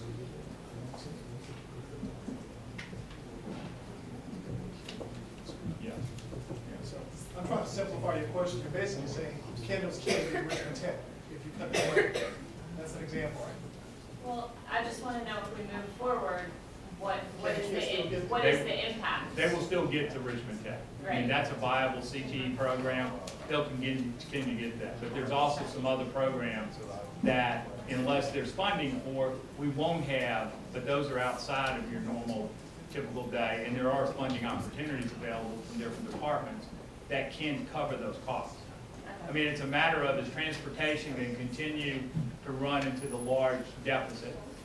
And when we do, we're paying somebody at a little over $31 an average per hour on average, because we're in an overtime mode. Right. That's what's causing us to be $2.1 million over budget. I mean, on just overtime. Okay? Thank you. Is there consideration for when the high schoolers and the middle schoolers get to the elementary schools, while elementary school's still in session, to make sure that they are leaving the elementary school? We'll have personnel around just to make sure, and we'll also use some of our transportation supervisors as well as our bus drivers to make sure there's a dispersion that takes place. So,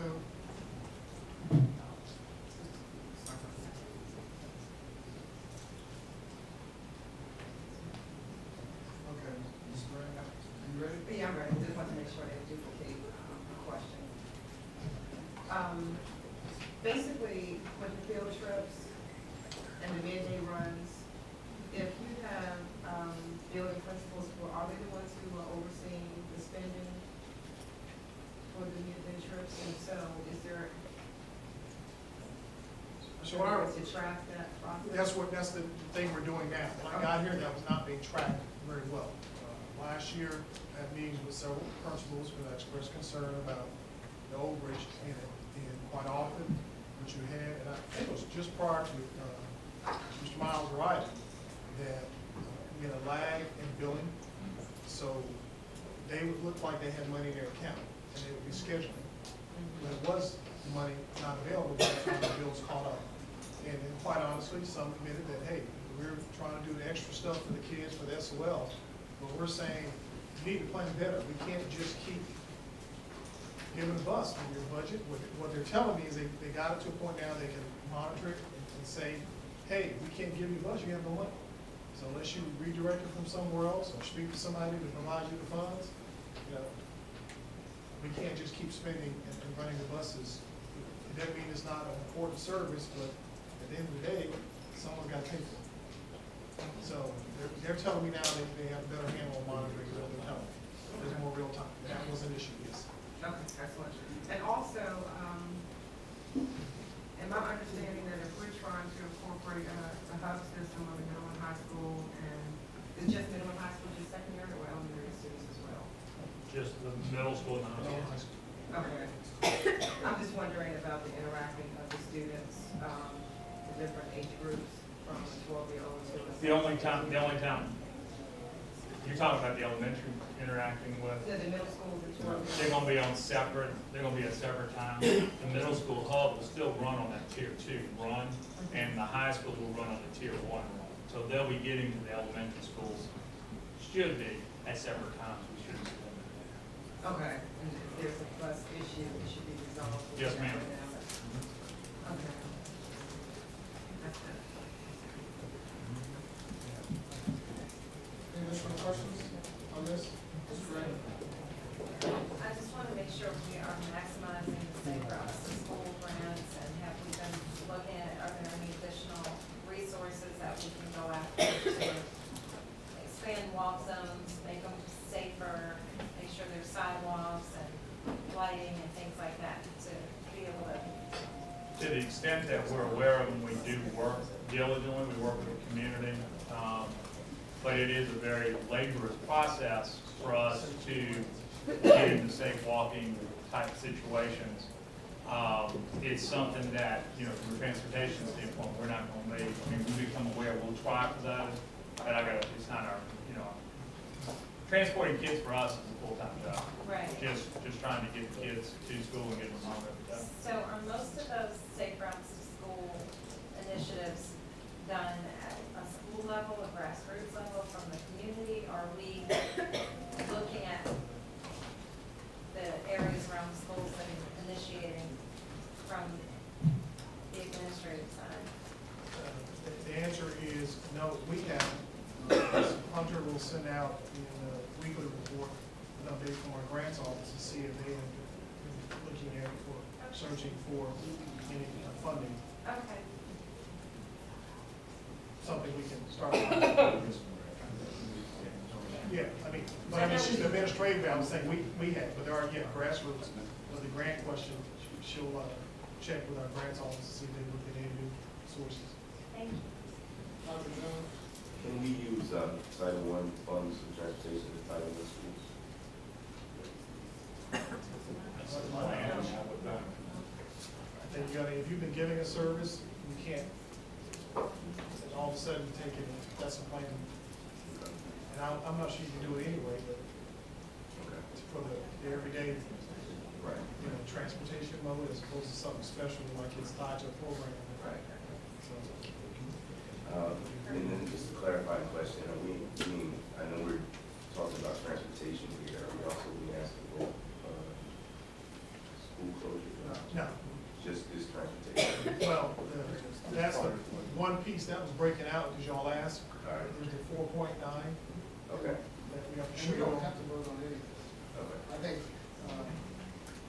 this is a continuation of our conversation. And as you recall, in 2013, we can't vote on closing schools without open public hearings or those. That's what I thought. Thank you. This, Dr. Jones, was about making sure everybody was clear. I said what's going on. So what you got, Dr. Jones, there's the 810, you see the top one? That sheet was just spelling out in more detail so you can see what that meant. Okay. The other ones are kind of self-explanatory. The only one is not self-explanatory, 3.1, which Mr. Moore asked that we share with you all what that's going to look like. So that's the only thing that we can clarify. Okay, when I saw the close, merge. That was the original one we went, the original one shows you where we started. And then we pulled the pieces out that you all said, let's deal with what we can because it involved that. And that's what we're bringing to you all. And one of the commitments through this whole process is while the board sent down a request, we continue to try to look for mechanisms. And the end result is, this is about if we don't get the funding, we got to address the services. So I don't want people thinking all of a sudden we could have done this before. No, he's changing services.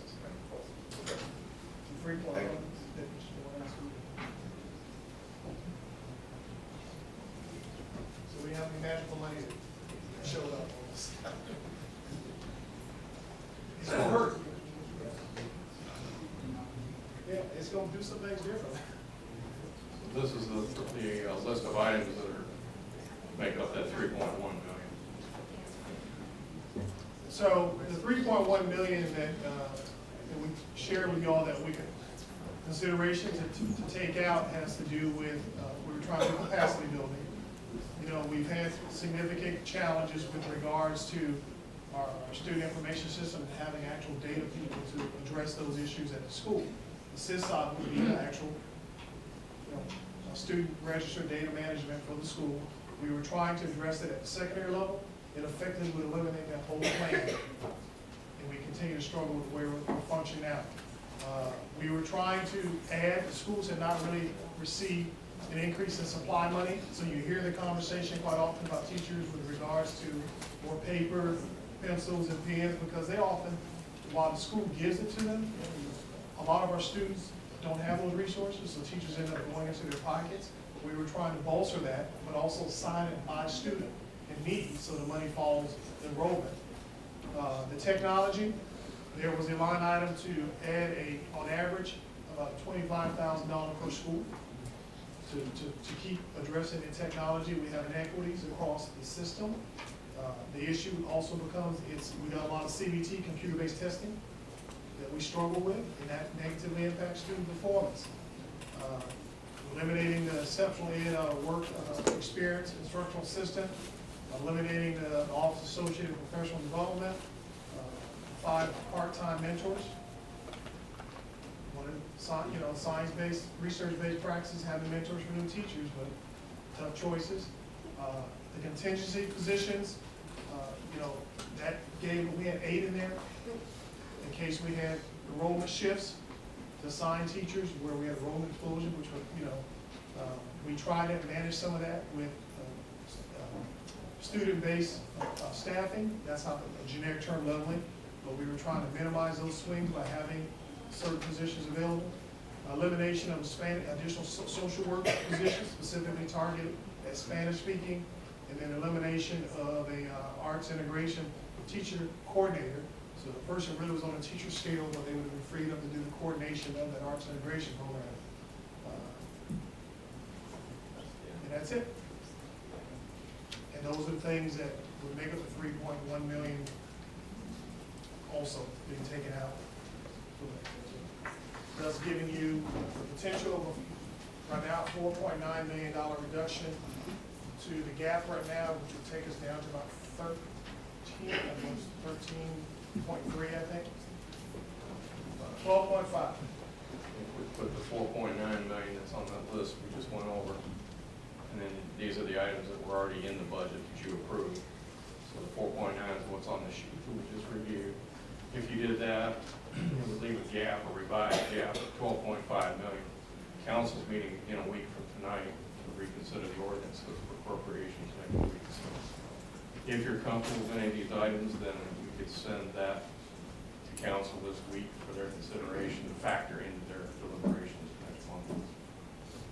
Again, Mr. Ward, this isn't like money up here. No, I know. These are cuts. Yeah. These are cuts, and I certainly, I think we all understand why, appreciate why, when you talk about closing schools, you get the level of engagement. But what I think has been either gotten short shrift on the public attention is our transportation changes that we're considering, because we provide a lot of, very specific and door-to-door transportation services for our students, rightly so. But they are expensive, and I think we've got to be careful and really think about this and get some feedback from folks about this hub and spoke system. And while I certainly would like to continue to do the due diligence, I just want to open it up to see whether or not there are things from what we've heard tonight that we can give the blessing to go forward on. And one example that I think I would be okay with would be the consolidation of the office buildings and closing the 2 Norwell buildings and consolidating those, because that doesn't affect students. And They go into one. that was a 3rd floor rest. Okay. That's vacant. Okay.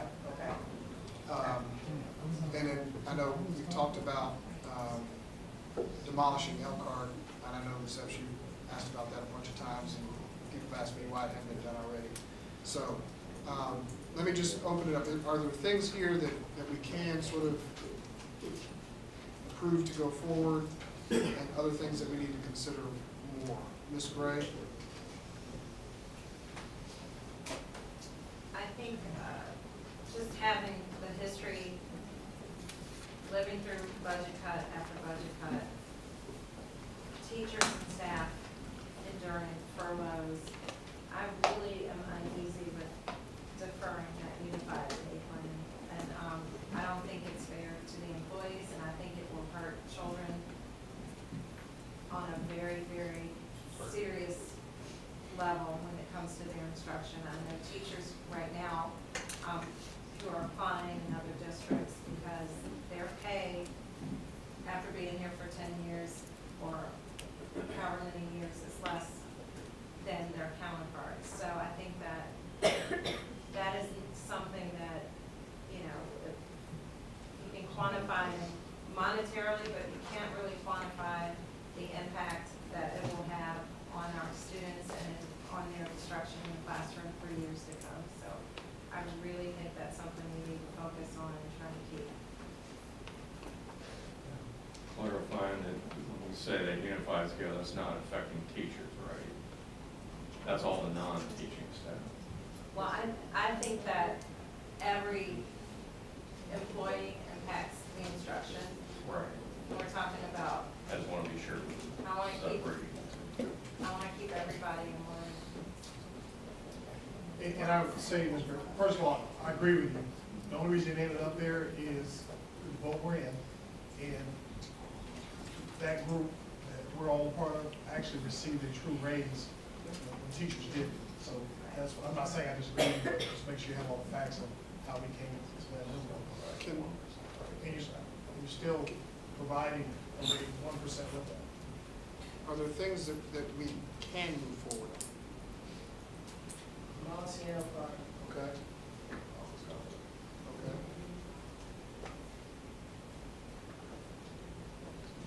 I have a question about the office company.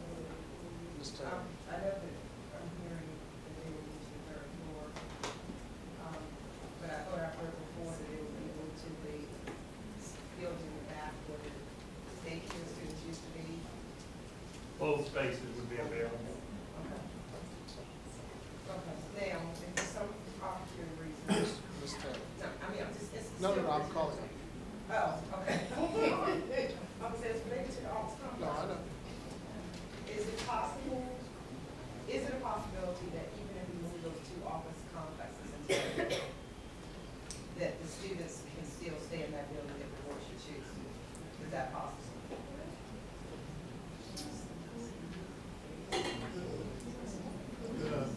The desired transition and move of the students is independent of this, and it has to do with the supervision and the challenges that we're having with it.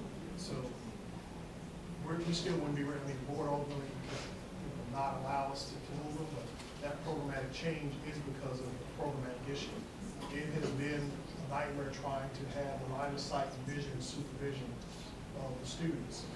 And we do have, based on your concerns, the proposal that came forward when we wait for RFP, going to Oak Grove, another site, potentially proposed to address that issue that you had. But we're not recommending they stay there. It's been significantly problematic. I mean, I understand that, but I'm just saying, if by chance the board should opt to not move them out of that building, is it two entities?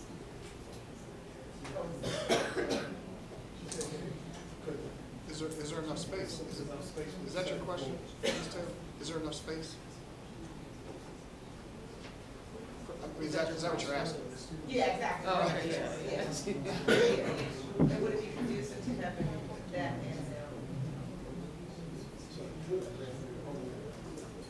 Right, we're having some conversations here, I guess we cut off Laura just a bit, some conversations about physically there may be enough space, but in terms of working conditions for staff, I fear that we would have pushback. We're hopeful that the students would adhere to the student code of responsible ethics and things of that nature, but we know historically we've had behavioral opportunities to have some better behavior. And with that, and asking staff to work on reports and things like that, I just feared that if we had the students and both programs in the same building, that we may not be creating a conducive work environment for some staff and they receive some pushback.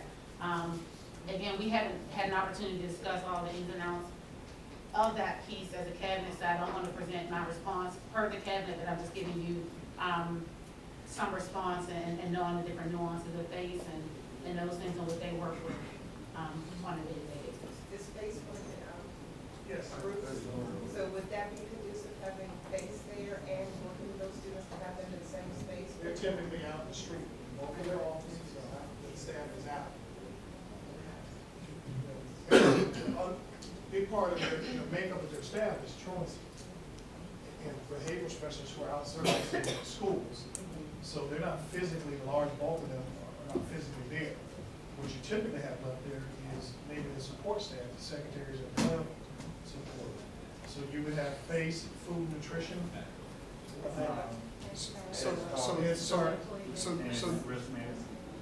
What I'd hope to come out of this is some very sort of clear options that we can do. Ms. Muhammad? I think we need to also include to implement the transportation routing. We cannot continue to put that off. And that's a huge portion of, excuse me, it's a huge portion of us being in debt. So, I think we need to go ahead and make that happen. We can't continue to make promises and continue our transportation, picking up people, excuse me, from their front doorstep or, making calls and pick my child up a little close. We just gotta do what we have to do for the entire district and not just for one piece of the district. So those are my comments. Ms. Taylor? I would really appreciate holding off on the office complexes until we make a decision as to what we're going to do with the students who are currently in that building, because with the option of Oak Grove on the table and the environment in which that school is, I just don't know if that's an environment that's conducive to students who are at risk of behavioral issues, as I hear there's a lot of drugs and crime in that area. So I would like to at least put that off until we decide the other things. As far as the transportation, you're talking about $810,000. And we spent almost half of that on some of the mishaps we have throughout the district. So I just think that that's not a big enough amount to do it before we communicate with the community and the family. I'm not saying that it won't ultimately work out, but I would like to have some community outreach first to see, because it's their children who are going to be impacted by health systems. Okay. Thank you. All right. Anyone that wants, Ms. Gray, Ms. Thompson? I just want to know, do we have any updates as far as city council, and have they come up with any solutions? Do we have any idea where we might stand? The only idea we had from going out today was what seemed to be like a starting point of consensus of the floor, which was, the floor was discussed at 4.7.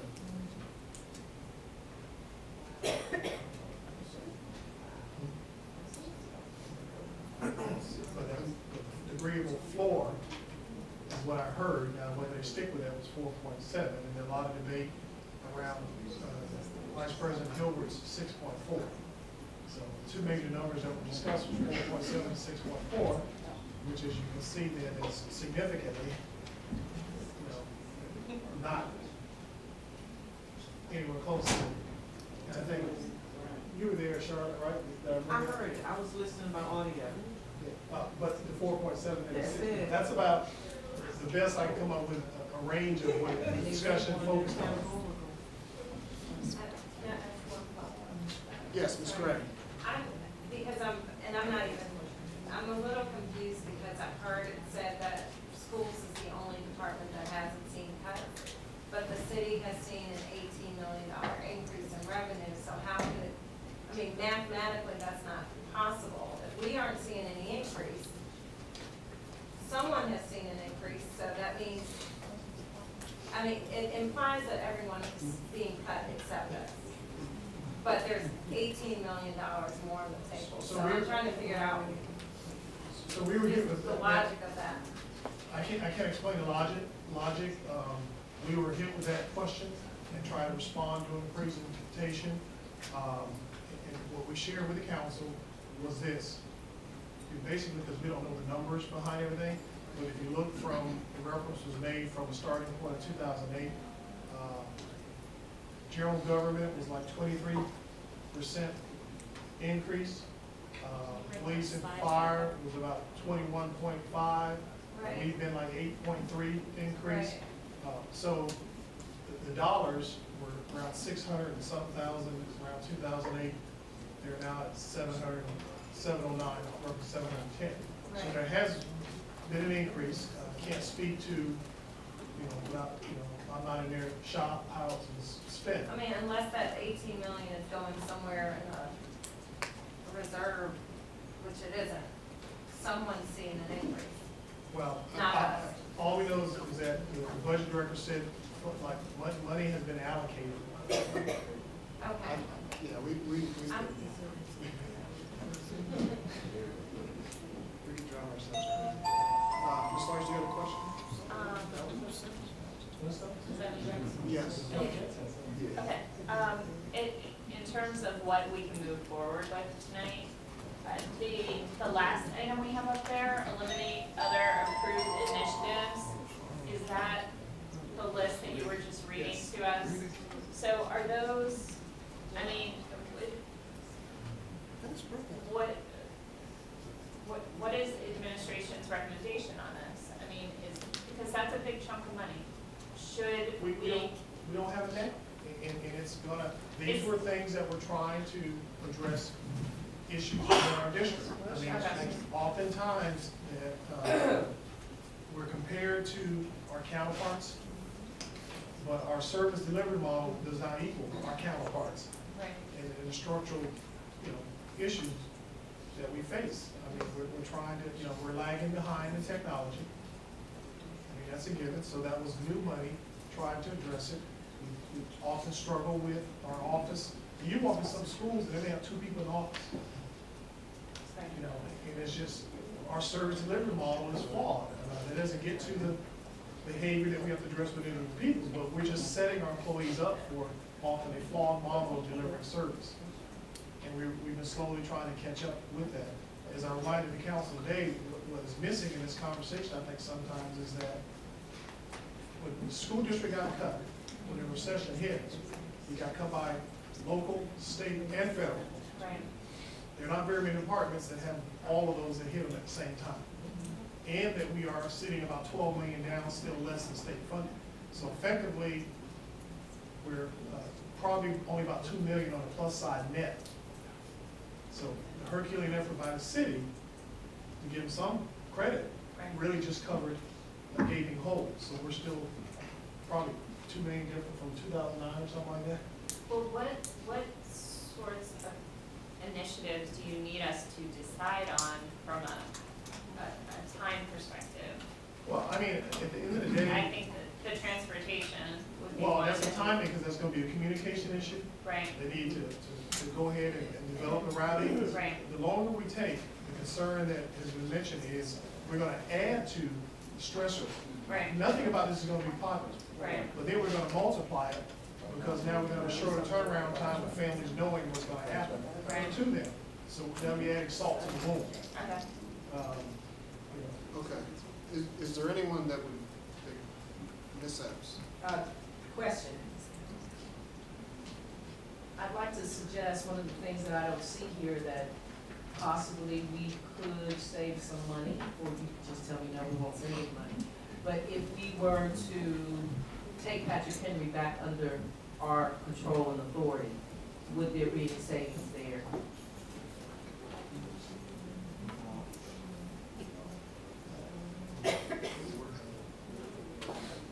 Substantially, I mean, we're spending $3 million on that school in total as a transfer. We still have to fund the teaching and all the staffing positions that are there, so we're not, only to the extent if we're providing any overhead, which we're not effectively, so. The same costs that are there would still Their exist. enrollment numbers, we've been overpaying for enrollment numbers. No, they're at 300 this year, and for next year, it's projecting a level enrollment of 300 students. Okay, okay. Okay. Okay, is there anyone interested in making a motion on things we can give approval for tonight? Ms. Gray. I would like to move that we, accept the implementation of improving transportation routing, closing 2 office complex, and demolishing Elkhart, in this first round of cuts. Second. It's been moved and properly seconded that we approve implementing the improvements to transportation routing, closing 2 office complexes, and demolishing former Elkhart Middle School. Is there discussion? Ms. Taylor? I would like one to offer a friendly amendment. Okay. If we can delay the closing of 2 office complexes and routing transportation routing until after we receive the contract. She's asked if you would accept a friendly amendment, Ms. Gray. I think that these things have been on the table since the beginning of our deliberations. I think that it's been overshadowed with the school closure conversation, definitely, but I think if we delay the decision on transportation any further, as you said, Mr. Bourne, families will not get the communication in time to plan. So I think it will and Dr. Devin said that, I think it will add insult to injury if we find ourselves having to make these cuts. We're going to have to make some significant cuts from the, I don't think we're gonna be getting $18 million within the next week or 2. So, if this is something that we know we're gonna have to do, I think we need to do it quickly so that we can get information out to families. So, I'm not willing to accept that. Okay. Ms. Taylor? Then I would like to make a second motion. Second for discussion. I would like to make a motion to amend. Okay. That we move ahead with,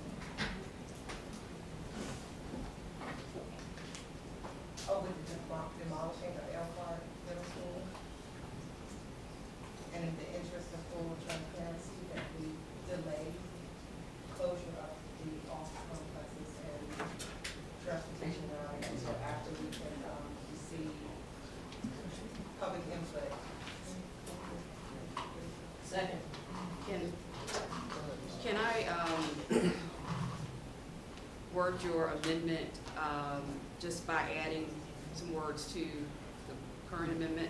It would read to approve the implementation to improve transportation routing plan as presented by the administration following a public comment period. Is that what you're saying? And closing 2 office complexes following, well, I would say receiving input from the public for both. Exactly. And demolishing the former Elkhart Middle School. Yes. So, To include that meeting with a special session within the next 2 weeks, just so that we can eliminate the issue of not giving the public enough notice if we should decide to go down that road. okay, so that would be, I think, a Special separate meeting piece is of separate. it. So for your amendment, it would read to approve implementing the improved transportation routing plan as presented by the administration, following receipt of public input. Correct. Closing 2,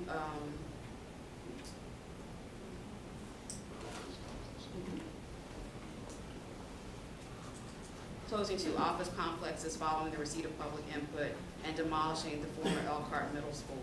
And that was made by Ms. Taylor and seconded by Ms. Epps. Any discussion on the amendment? Ms. Harris Mohammed, Dr. Jones. Yes. Do we have a policy that indicates that we have to have a public hearing when we are changing transportation? Transportation, no, it's not required. Okay. Follow-up question. Ms. Harris Mohammed. Mr. Krantz, did you mention earlier, and I thought I heard this, so correct me if I'm wrong, and I will not feel some type of way, please. That parents were clear, or, I'm not gonna use the word clear, you said something like parents were made aware that they were gonna go to some hub system? Way back earlier. During this school year, we've gone to more of, let's call it neighborhood hub system. Okay. We have not, in order for us to get our buses, to get the students and to get to our second runs on the middle and in the elementary schools, we've gone to more of a little bit of a neighborhood hub, but it's been on a very limited type basis. We've used one example where we took a Brown route and we went to a hub in conjunction with the parents, and it worked, and that we significantly saved time on that particular route. But that's what I was talking about, is using an example of that one particular one. So, when parents went through the process of having their children tested into these specialty schools, whatever, they were not told that this was gonna be a change? Well, they were told that transportation was gonna be on a limited basis. That's It was not that it was gonna be the neighborhood stops. Right, And what's okay. happened over the time is we created these these door-to-door stops. Each time we do that, our costs are just going up. Right, I got you. So, how soon can we communicate, Mr. Crane, Ms. Kane, and Dr. Batten? Because it would involve her office as well, I would think, because it impacts academic services. How soon could we get the information out to the parents in terms of this hub system? I would think very quickly. No later than the first part of May. Yes, sir. So we have a full month, the school's out. If it was voted on tonight. My last comment. Yes, Ms. Harris Mohammed. Thank you. My only concern about delaying it is that I work in a district every day, full time. The later you give out information to parents, the more excuses they have for not knowing it. Secondly, it puts a dent on the district because now we're moving triple, quadruple time to go back and make sure that everybody gets the communication again. So I think we need to do our due diligence, put the information out there, accept the recommendation from the administration, and then in the next couple of weeks, have that information slid in there so we can work overtime. Right. But if we wait until May to make this decision, we've closed the school down. I mean, not literally, but we're closing one school year and we're already probably 4 weeks into preparing for the next school year. So people gotta understand how district works. So I think we need to make this as soon as possible. That's my opinion, but. Dr. Jones. I think my trouble in voting, the only trouble in having in voting for the amendment would be uncertainty around how long it would take to get public comment and then how much public comment is enough. And understanding the urgency as has already been said, so I won't circle back on that. So that's my challenge with the amendment itself. When would we fit this public comment in, and then how much is enough? It seems to be kind of subjective. So that's my struggle with the amendment. Any further discussion on the amendment? Ms. Larson? Just one more comment regarding the hub that was created on North Side. The amendment. We're speaking to the amendment. And the public comments. I feel like this group from North Side has commented on this already, per the situation they were in, and they had a very long bus ride. And so I have, over the years I've been on the school board, I have received a lot of feedback about transportation, and I feel like, we have discussed this a lot, and that we do not need to delay the vote, that we need to fix our bus routes and make the time that our children spend on the bus shorter, and I believe this hub system can help. Any further discussion on the amendment?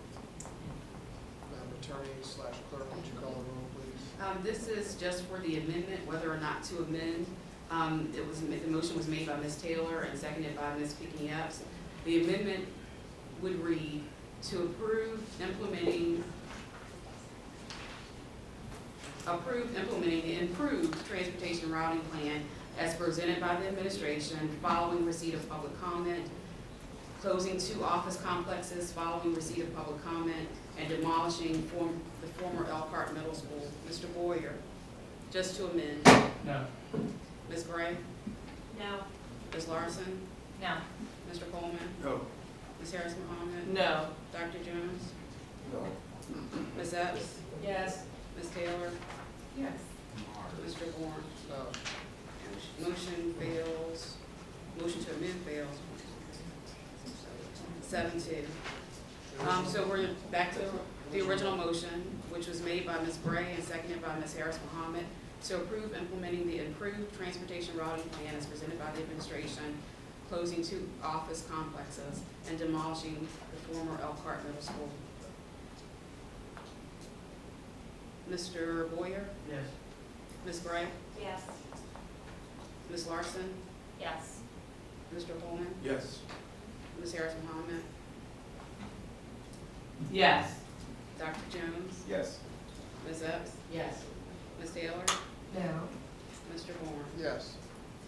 Motion passes 8-1. Next item on the agenda. Mr. Bourne,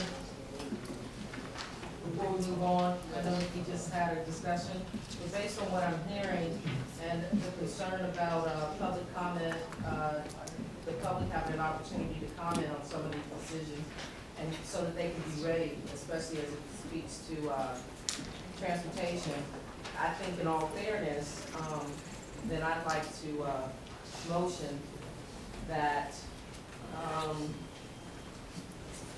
that we table any and all discussion in consideration of the administration's recommendation to close schools as an option to fill the gap in the event RPS does not receive full funding, and direct the superintendent and the administration to bring other cost savings options to fill the potential budget gap.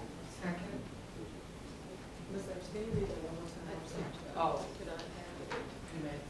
Can she read it one more time? Oh, she'll give it to you. Oh, so I didn't know that. Okay. I'm motioning that this board table any and all discussion in consideration of the administration's recommendation to close 6 schools. I'm adding this word 6. To close the specific schools that have been identified as an option to fill the gap in the event that RPS does not receive full funding, and instead direct the superintendent and the administration to bring other cost savings options to fill the potential budget gap. Second. It's been moved and properly seconded. You said you added 6 where? The 6 specific schools that have been named, I want us to stop all discussion and not consider that those specific schools. Mr. Chair, per Robert's rules, the motion to table is not debatable, so we just have to go to a vote for that. All right, So everybody knows what they're voting on. do I need to read it? We have 2 people missing.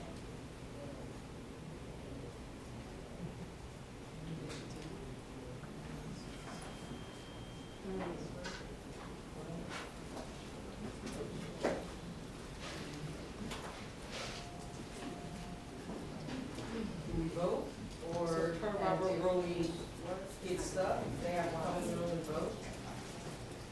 I think on this, we should,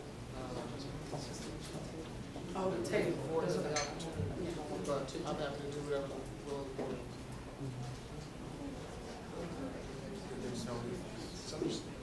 understand when we're talking about buildings or people. Well, no, that's not my interpretation of it. For me, we're not talking about buildings or people, we're talking about showing people a level of respect that we've sat here and discussed with regard to transportation.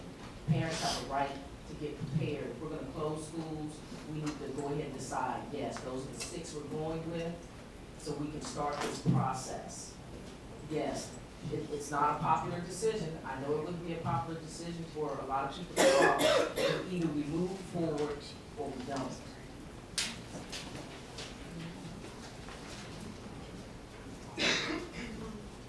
Just a matter of, Yes.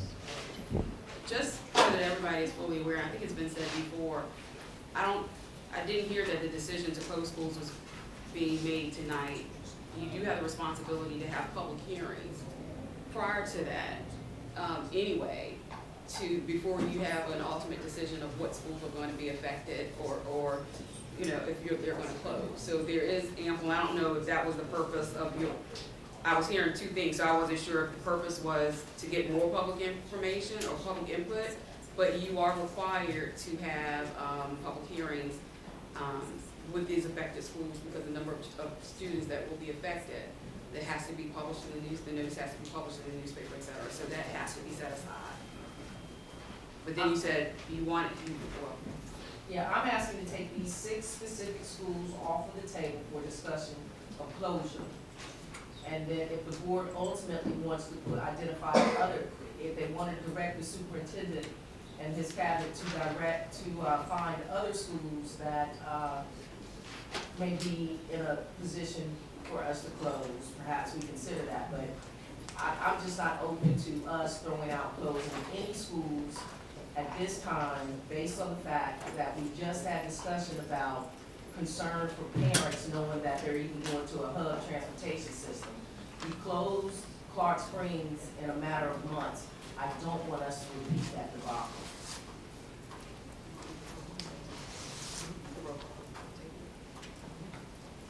so the motion on the floor is a motion to table, and so we're gonna go ahead and call the roll call. It was made by Ms. Pinckney-Epps, it was seconded by Ms. Taylor. To table any and all discussion, this particular motion isn't debatable. So to table any and all discussion in consideration of the administration's recommendation to close 6 schools as an option to fill a gap in the event RPS does not receive full funding, and direct the superintendent and the administration to bring other cost savings option to fill the potential budget gap. Mr. Boyer? I'm sorry, I just have a question for clarification. I'm not sure I totally understand what's being proposed. I mean, shouldn't we be keeping everything on the table to discuss? The motion, as I understand it, is to not talk about it right now, is to take it off. The motion is to take it off the table because in reality, I don't believe that we're gonna close any schools. And so let's stop playing. Let's go ahead and be transparent with the public and let them know we're not closing schools. Let's vote on it. My colleagues have the option that if you're fine with closing those 6 schools, vote it up. That would not be, a yes to this would not be. Okay, Basically, that's right, you're absolutely right. right. I'm saying we table the discussion until the administration, I'm gonna have to revise that motion.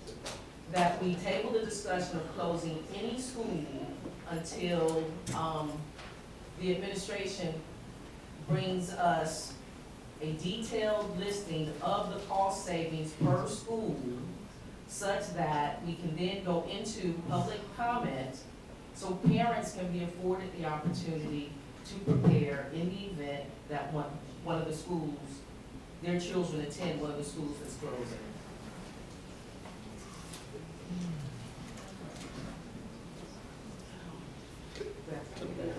Ms. Epps, can I ask a clarifying question? Are you, the motion you just discussed, or you're clarifying, I hear as wanting detailed, like, let's just take, for example, Overby Shepherd. You want to see a sheet with Overby Shepherd and what the savings are from Overby Shepherd. You want one for each of those 6 schools. And until that happens, till we get that information. No more discussion about closing schools. Is that right? That works, Mr. Moore. Okay. These schools Right, first. the ones that have already been discussed are presented to the board. Yes. Okay.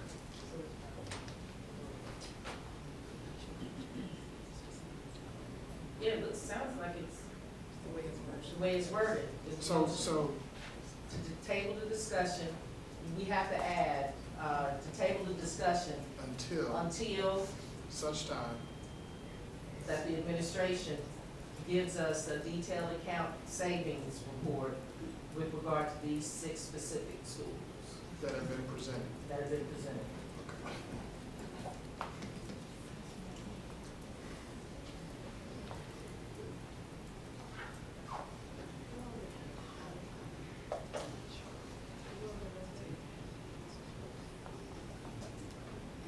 Discussion?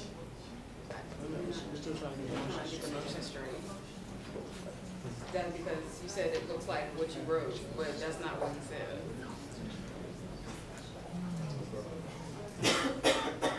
Is there an opportunity that if we are even going to consider closing a school, that in lieu of just these 6 that have already been named, that we have the superintendent and the cabinet go back and by all of our schools, let us know what is the criteria that they're looking at, what are we considering as we look to close schools? And I say that because we closed Clark Springs, a school that was fully accredited, the children were moving forward academically, but we closed that school.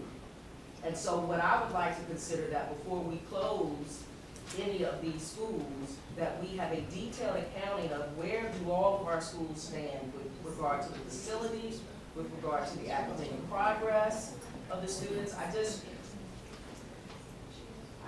don't think we clearly thought about this, yes. Okay, Mr. Chairman, I'm not sure I'm following because we give you the academic report on all schools that we've given, because we give a report on their performance. The facilities report that was sent to the board actually has all the facility issues for every building. So those 2 things have already been provided. So just to remind you of that, I don't know if that. For clarity, Dr. Bennett, I'd like to see it in an order, a ranking order then. Take all the information that you've already given us and show us a ranking order as to which schools rise to the top based on all of this criteria.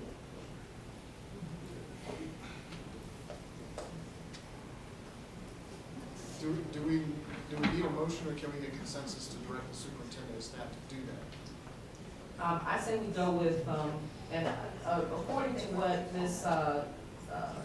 Lilly, I understand from you, the fact that I'm using the word table in this motion doesn't require a vote. No, I didn't say that. It doesn't require, it doesn't allow for debate. It doesn't allow for It debate. does require a vote, a majority vote. So if you're asking for a discussion to be taken off of the table at this point in time, which you have in part of your motion, then yes, it requires a vote. You have a second, and so it requires a majority vote. But what's lacking, I guess, is the rest of the information. So if you want to go with it as written, you can say that, and then we'll vote it. It'll be voted up or down, but you add it. And I'm trying to capture in detailed information regarding. Let's get the information we need. Well, my concern is that it came to us without that detail. Why don't we get And we've got people showing up talking about, no, don't close my school, don't close my school. And yes, it is an emotional decision. However, I think it behooves us to table the discussion about closing any school until we get more information from this cabinet about why that's even an option.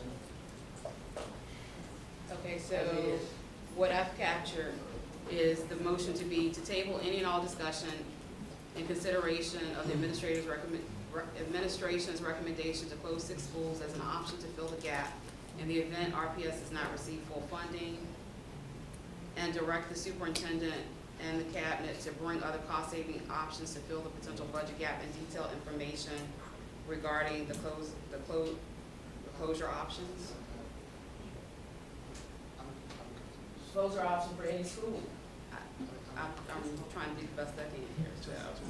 If we come. So, here's what you're effectively gonna get, is you're gonna get a report that was option 5 in the facility report, which outlined every school, because that's what was done. There was an analysis done of every school and where it stands, the cost to make it up to the standard equal to what we believe is the standard for our schools. So that's the first thing that's gonna happen. So the facilities assessment report did that.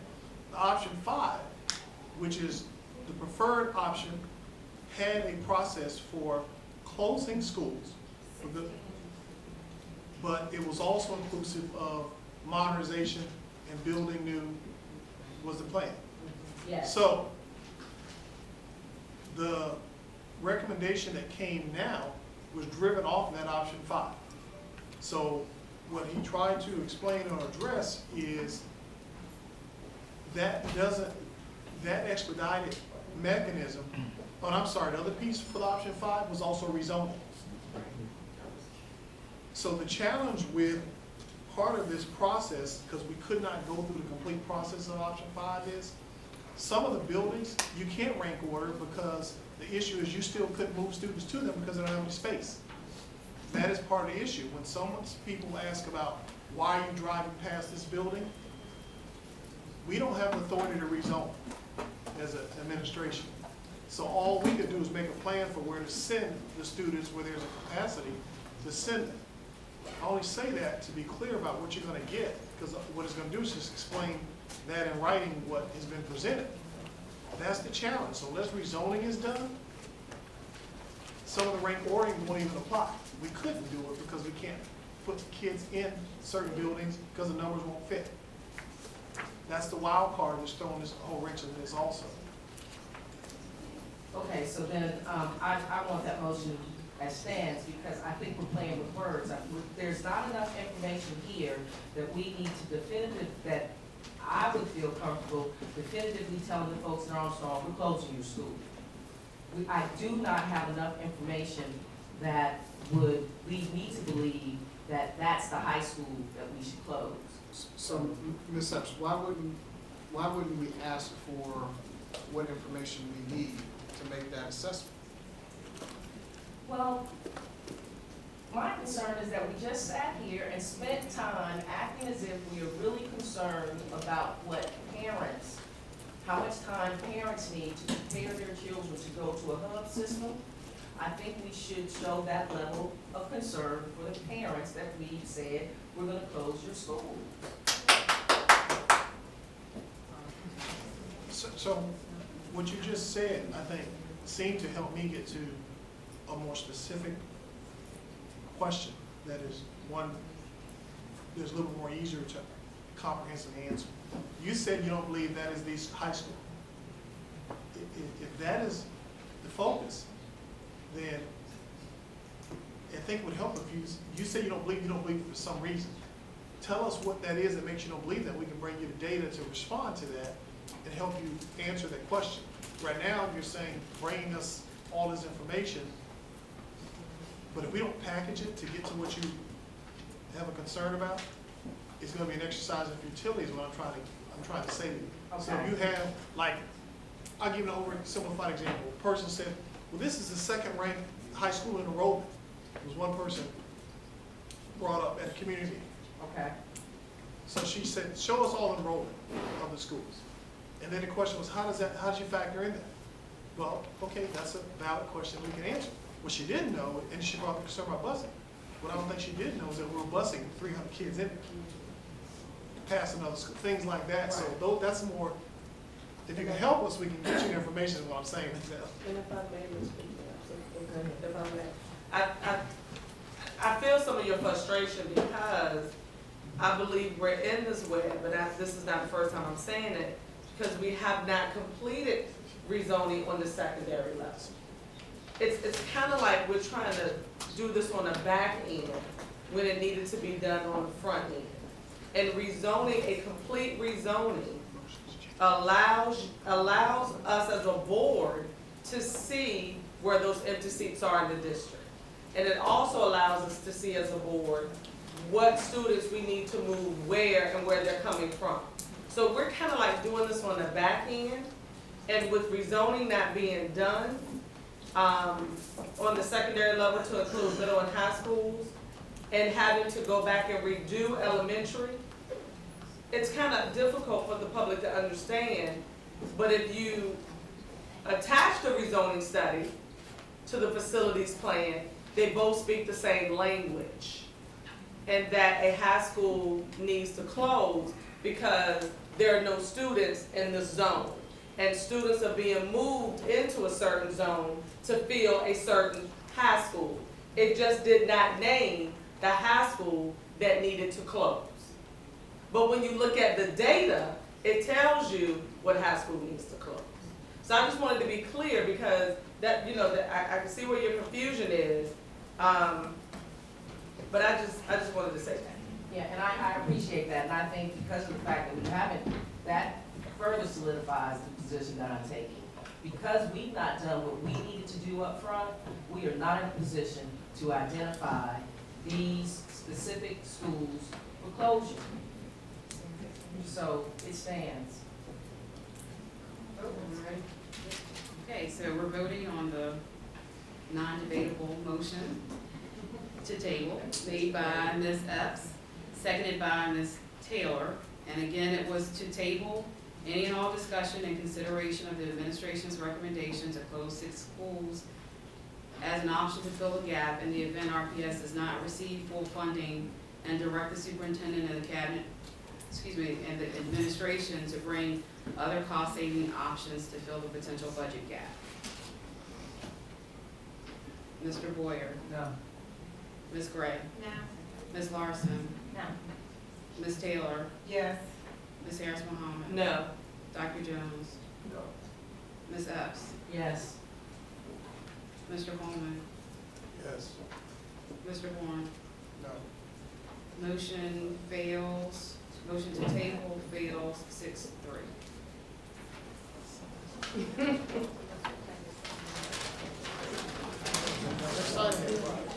Next time we have a specific, come on. We've got a little bit more work to do, facilities update, is that right? Yes.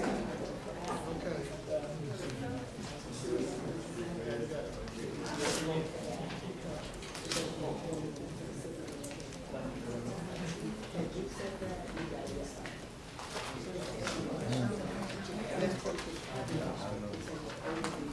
I need us to pay attention. Okay. Focus.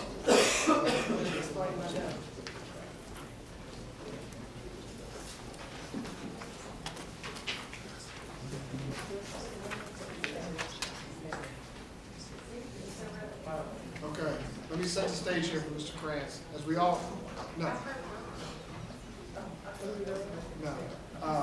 As we all saw in the newspaper last week sometime, there was a proposal submitted to both the Richmond school system through the administration and the city of Richmond through, I'm not sure whether it was the CAO or the mayor's office. I've asked Tommy to come and talk us through the process when we receive things like this, when we the city, we the school system, or we the state. And so this will be a very high-level discussion of the process. There will be no discussion of the substance of this proposal, because as I understand, it's still being reviewed, and we do not want to get into the substance of it before it's been reviewed. So, Mr. Krantz.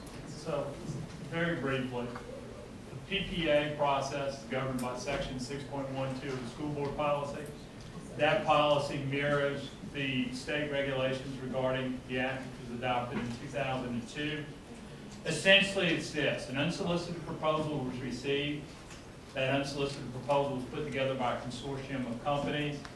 What they have proposed is to build a new Green Elementary, a new Elkhart Thompson, and the addition and renovations to Westover Hill. That particular proposal has been given to both the school system as well as to the city of Richmond. According to our policy, it's basically a 3-phase project. We go into the conceptual phase, which is what we're doing right now. If it passes and it goes through the process, it goes to detail. And then from there, if it was all satisfactory, you go to a comprehensive agreement. Essentially, at this point in time, we're at a point of completing our review to determine if it meets the qualifications under the school board policy. If it does, we as an administration, we make a recommendation to y'all as a school board that it does.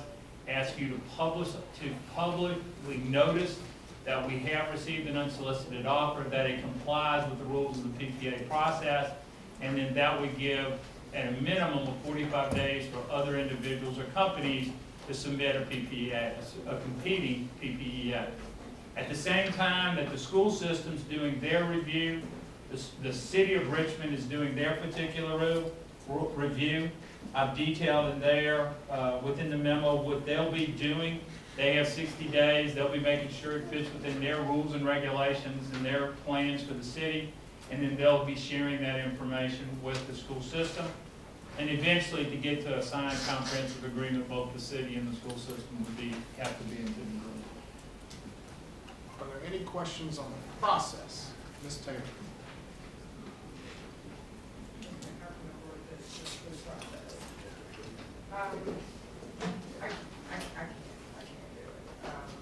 But I'll be very brief.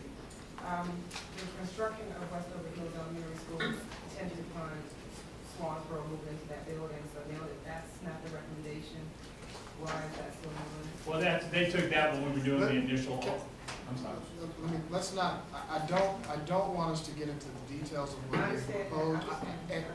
And I've said this before, Ms. F teases me about it all the time. Procurement is something that we need to be very, very careful with. And there was a lot of challenges when the city used the PPA to construct the jail. It's new, it's different in the city of Richmond. If we have procedural questions about when are we going to receive a recommendation from our administration, is there any indication of when the city would complete their review? I think those are perfectly appropriate, but to get into what the subject matter of their proposal is, I think we would be walking up to a line that I don't think we want to cross. I'm just only asking because this is the recommendation of our Tommy Krantz, and so if he's making this recommendation. He's not making any recommendation right now. He is simply letting us know that we've received a proposal, and here the process is for what they're going to do. This is what it says. Okay. Okay. All right, in this process, will you be making changes to We will follow the process. facilitate their, trying to procure services? Will you be making alterations to their plan in the process? We will follow the law as outlined by the PPA during the process. And we'll stay strictly tied to that. And it's very detailed what. I guess what I'm saying is that if you have a contractor that's coming to you, say if you have a house that you're building, and they're coming to you saying this, we're gonna do A, B, and C, then if you want to make an alteration to your plan, and you say, well, I no longer want C done, but I still want A and B done, will you be making those type of recommendations in the process? That's something that you as a school board in the process, as you get to the end, would have that ability to make particular changes. Okay, can we do that in the beginning as well? No. Mr. Krantz? My reading of it, no, maybe cannot, because it's an unsolicited proposal, and so they are the ones that propose, which was phase one. Okay. I mean, yes, that it was phase one, and it's what was the 18 community meetings. Those specifically were discussed at every single community meeting. I mean, that's where I think I can't speak to that. I mean, I would think that's where it's coming from. Okay. Well, these conversations will take place between now and phase two, proposed changes, we'll have updates immediately. With the process just named you would. I mean, we're not even at phase one. Okay. I mean, right now, we're at the phase of, does it meet the rules? And if it does, then you as a board have to decide, do you want to accept it and then publish it, and then accept other proposals that may come in at the same time. Ms. Larson, Ms. Gray? So at this point, do you need any action from the board in terms of opening up the window? Or is this just, you're still considering it? At this point in time, this is for informational purposes only. Okay. There's nothing else needed. All right, thank you. Yes, ma'am. Ms. Gray? Just a procedural question. Are we reviewing this proposal in isolation from the city folks? Are we talking to them? Are we meeting with them? And if we decide we like it and we vote to move forward, do we have to have some approval from the city? Okay, at this point, all we're doing is 100,000 foot and Right. saying, does it meet the basic definition of a PPA? We're not evaluating the proposal itself, whether Right. it's good, bad, or indifferent. Oh, no, I understand that. I'm just. And the looking city, further down the road. city will do the exact same thing. And then both will go to their phase one or conceptual reviews. And we are communicating with the city. But everybody's review is different. Right. And because of their responsibilities are both different. And at some point, we'll marry back up together. So would it come before council for a vote, since the city has gotten it? I can't speak on what the Okay. rules of the On city that of side. Richmond and how they would process it. Okay, thank you. Yes, ma'am.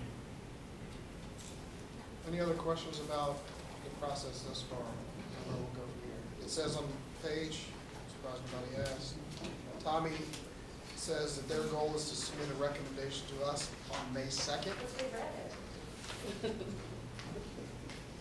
Just like all the Friday reports. So, any other questions? Okay. Thank you, Tommy, I appreciate Thank you, that. sir. Next item? The next item is item 6, board action item 6.01, receive for action the student code of responsible ethics.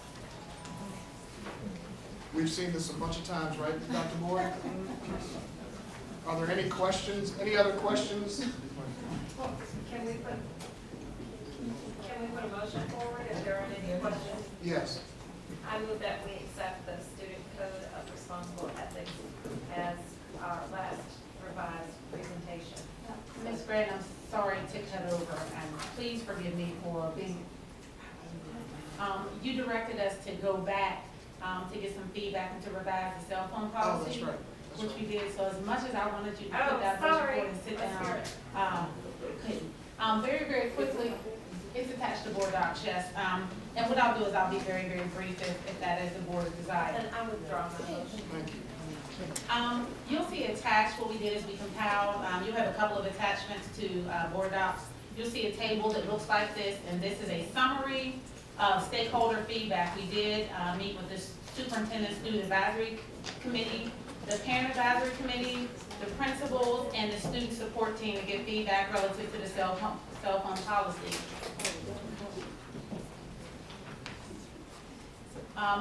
I will not belabor the moment, but you'll see on the table what the recommendations were for each stakeholder group, what consequences, if any, they proposed, and any additional notes relative to that subgroup's feedback. In short, what we did, there's another attachment, and I'll just go past that and get to the core proposal. Attached, you'll see the proposed cell phone policy. And what we've outlined, we did make 2 separate proposals for elementary and secondary. In short, what we are going to do is support the principal's recommendation. Elementary principals, to include pre-K, felt that it was not appropriate for elementary students to use cell phones at all during the instructional day, that they would be okay with them having it in their possession, but that it was not needed to use those cell phones during the day. Secondary took a different perspective, grades 6 through 12. The proposal is that students are permitted to use cell phones with personal listening devices prior to the beginning of the instructional day as indicated by the first bell or whatever the practice is established in that specific school, and that they will be able to use cell phones after the conclusion of the school day as well as on the school bus. We did get feedback from our pupil transportation director who supported students being able to listen to music on their cell phones or using their cell phones on the bus with personal listening devices. We did continue with the same piece that we had in previous score relative to Richmond Alternative. Richmond Alternative students would not be permitted to have cell phones. And again, that's because right now that's an additional privilege, so we thought that would be appropriate to leave that as is. You'll see that there's a listing of consequences for students who violate the cell phone policy. I think in listening to some of our students and to some of your concerns, this is when we had the crux of our issues is implementing what we have written. You'll see that there's a tiered mechanism for the first offense. Cell phones will be confiscated by an administrator or designee and returned to the student at the end of the day. Naturally, there will be a counseling session involved in terms of reminding them the expectations and score coupled with that. Second offense, the cell phone will be confiscated by an administrator or an administrative designee and returned to the parent or guardian at a designated date and time to be convenient for both the parent and the administrator. The school would be required to offer a date within 10 school days. It should be at maximum, right? At minimum, the school would need to offer a meeting, a date to return a phone within 10 school days. So if the parent said, well, I can't make it in 10 school days, I can make it on the 11th day, the school still needs to offer a date at minimum by the day, so we can flip it. I see what you mean. It should be, yeah. No later than 10 school days, so we can make that revision. Not a problem. And then the third offense, student cell phone privileges will be banned for the remainder of the school year. We continue to keep the language in the next paragraph that talks about liability. RPS will not assume liability for any loss, destruction, or damage of confiscated items. That piece is not new, that's in our current score. And we did want to make it very, very clear, the note on the bottom, that cell phone violations coupled with other infractions of score could result in additional consequences or more severe consequences. So if you say, Michelle, give me your phone, and I give you some colorful language and refuse and disturb the school environment, that is now a DC3 or DC5, and that might result in higher consequences than those listed above.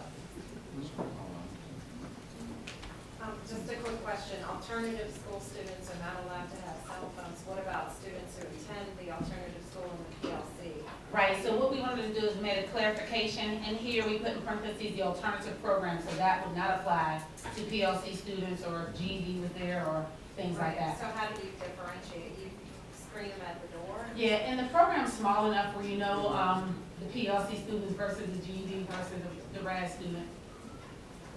And just one other point on the language, it says that they can use them with personal listening devices. I think, I got the impression that you mean listen to music or watch video or whatever, but not to actually talk on the phone while they're on the bus. They can do all of the above. Well, how can that not disturb others if they're on their phone?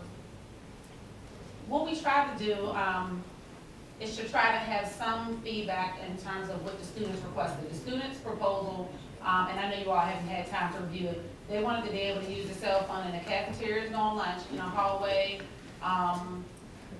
Those were the two additional places in addition to before and after school. While we weren't in support of those things for some natural reasons, safety and the learning environment, et cetera, we did want to give them some sense of, we hear you, we're listening to you, we want to create an environment where you can have some opportunities to do your thing, if you will, on your cell phone. But there's also language that indicates that if what you're doing, let's see it. On the second paragraph, students may use their phone using personal listening equipment after school, sponsored events, provided they do not disrupt or interfere with the activity or program that is taking place. So all of this means that you just can't disrupt the activity. All right. So we're trying to work with the students. We try to bend. Additional questions, Ms. Epps? First one, this is for you, Ms. Lilly. Is this more of a cell phone procedure as opposed to policy? Is this policy, do we need first reads and all This of that goes stuff? this would go into your score document. And that's actually attached, I'm sorry, I just highlighted that to avoid. On the draft score that's also updated on board doc, it's inserted on page 28 and 29. So your score is your policy. Okay, all right. And then secondly, was there any discussion about how the uses of using a cell phone can help increase in academics? Yes, we did have very robust conversation, particularly at the principal's meeting. One of the things that our principal shared is, currently our SCORE talks about using the teachers, and I'm paraphrasing, teachers can allow cell phone usage for instructional activities. But one of the things that our principals were adamant about is, if we're planning for something instructionally, we need to make sure that every student in that class has access to it. So if we're doing an activity and then my lesson plan that says, okay, students, take out your cell phone, and then here's Jeff, well, Jeff doesn't have a cell phone, or the cell phone's not on. So we're depending on our students to use the other technology in the building. So if we're gonna incorporate technology, let's make sure we have those cows in the room at that time. Let's make sure we plan to be in a computer lab so that no child is felt left out and increased kids want to take and do it and all that. So we actually had some very, very in-depth conversation about that. Ms. Gray, Are you ready for a motion? Ms. Taylor, I guess I just want to go on the record and say that I don't feel comfortable with that type of access to cell phones throughout the day, especially as it relates to being in the hallways, walking, possibly being distracted, leading to confrontations with other students, how that impacts the teachers trying to have a conversation with them, and they're saying, well, I have the right to use my phone, policy, yes, I can use my phone. So therefore, I'm listening to my music right now and not listening to you. I just think it would invite conflict that doesn't necessarily need to be there. I think perhaps after school, before school, before class. that's what it says. What you're saying is what it says. Yeah. I thought it said something about being in the hallway. And No, that's what the students, I'm sorry, That's for what the clarification, I was sharing with you what the students requested. So on your table, you'll see different proposals by those subgroups. The students requested that. Okay, so that wasn't actually incorporated. No, no ma'am. Okay, perfect. That sounds wonderful. Thank you. Is there a motion? I move that we accept the student code of responsible ethics as presented, suspend the rules, and accept the score as presented, tonight with, the one change in the minimum to maximum. I don't really need to suspend rules. Isn't this the first read on the cell phone policy? We've always had a cell phone policy. We just revised it. This is a revision of this. Okay, so I move that we accept the student code of responsible ethics as presented. Second. It's been moved and properly seconded. Is there any further discussion? Seeing none, Madam Clerk, would you, Ms. Taylor? Just so that, the revision specifically would be as far as usage was one So for elementary, there's no cell phone use during the school day. Students may have cell phones with them, but it has to be off and away at all times. For secondary, they're allowed to use it prior to the first instructional bell, and after the last instructional bell, and on the school bus. Madam Clerk, would you call the roll on that? The motion was made by Ms. Gray, seconded by Mrs. Harris Muhammad to approve the student code of responsible ethics as presented. Mr. Boyer? Yes. Ms. Gray? Yes. Mrs. Taylor? Yes. Mrs. Harris Muhammad? Yes. Dr. Jones? Yes. Mrs. Larson? Yes. Mr. Coleman? Yes. And Mr. Williams? Yes. Motion passes 8-0. Next item? The next item is to receive for action the annual exceptional education plan. We've seen this several times. Is there a motion? So moved. Oh, I gotta say it. I think she said moves it should be accepted, exceptional education. Education plan. There it is. Oh, I thought that's what you said. Yeah, that is what I said, yes, that was real low. It's been moved and Yes, properly Dr. Jones. seconded. Any discussion? Madam Clerk? The motion was made by Mrs. Harris Muhammad, seconded by Dr. Jones to approve the annual exceptional education plan. Mr. Boyer? Yes. Ms. Williams? Yes. Mrs. Taylor? No. Mrs. Harris Muhammad? Yes. Dr. Jones? Mrs. Larson? Yes. Mr. Coleman? Yes. Mr. Bowman? Yes. Motion passes 7-1. Next item? The next item is to receive for action the summer school program. Is there a motion? I move that we accept and adopt the 2016 summer school schedule. Second. Any discussion? Madam Clerk? The motion was made by Dr. Jones, seconded by Mrs. Harris Mohammed to approve the 2016 summer school schedule. Mr. Boyer? Yes. Ms. Gray? Yes. Mrs. Taylor? Yes. Mrs. Harris Mohammed? Yes. Dr. Jones? Yes. Mrs. Larson? Yes. Mr. Coleman? Yes. Mr. Moore? Yes. Mrs. 8-0. Ms. Hunter?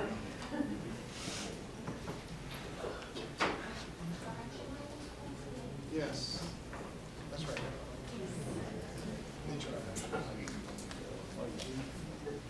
Good evening, school board chair, vice chair, board members. This evening, HR actions include the nomination of 7 employees, the contract change of 3 employees, the resignation of 7 employees, the retirement of 6 employees, the rescission of employment of 1 employee, the change of name of 1 employee, the unfortunate death of 3 employees, the appointment of 5 non-contracted employees. In addition to that, we also have an addendum that includes the nomination of 2 employees, the change of contract for 3 employees, and the resignation of 1 employee. We also have 2 items from closed session. They don't have the agenda. Oh, yeah, I have the addendum. Are there questions on the HR actions that we need to talk about in close? Really? I'm surprised. I'm surprised.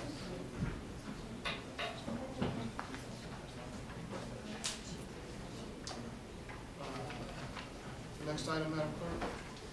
Thank you, Ms. Hunter. Next item is to receive for action school board travel and district activity request. Do we have any? We do. Good. Who's going somewhere this week? Ms. Gray is requesting $200 for constituent recognitions and a plaque and a banner. She is also requesting $300 for mediation services at Carver and Broad Rock. And she is requesting to transfer $300 to Mrs. Harris Mohammed for the teacher appreciation dance. And that's a meditation program. Meditation. We gotta talk about mediation. We're gonna mediate over there. It's a program. It is a meditation. Yeah, Yes. it's offered at Fox, and I thought it was. It's 4 weeks.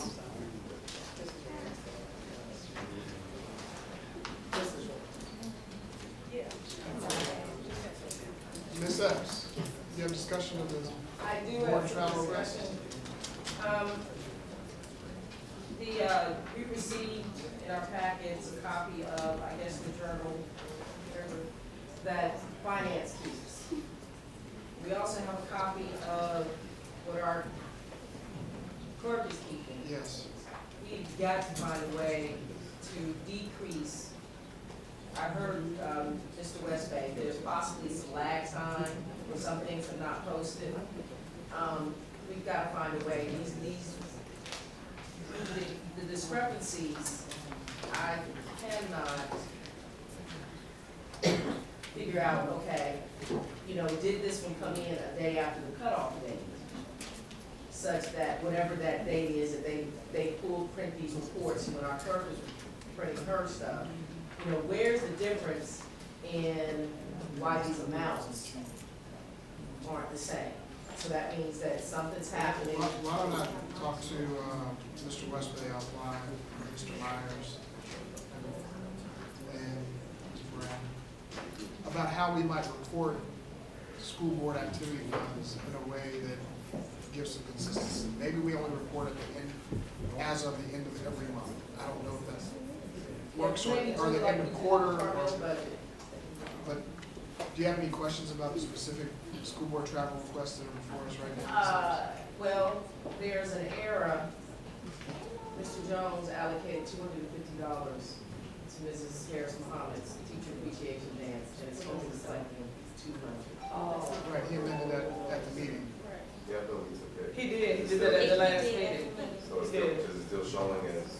It's an estimated cost, it may be, but it But has. we approved 250. You did approve 250.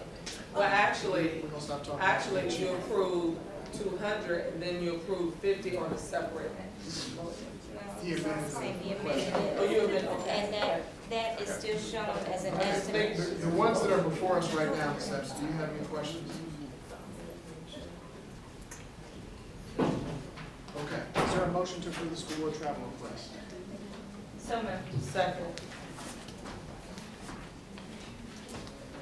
Motion was made by Ms. Gray, seconded by Ms. Harrison. Comment to approve school board Just district. me, Ms. Washington. Oh, thank you, I'm sorry. Ms. Gray. By Mrs. Larson.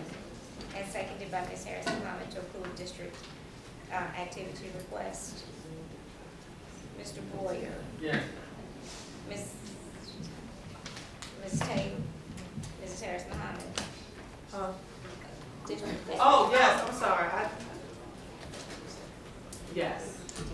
Dr. Jones. Yes. Mrs. Pinkley. Yes. Mrs. Larson. Yes. Mr. Coleman. Yes. And Mr. Boyer. Yes. Motion passes. And yes. Next Ms. item? Gray said yes. Next item?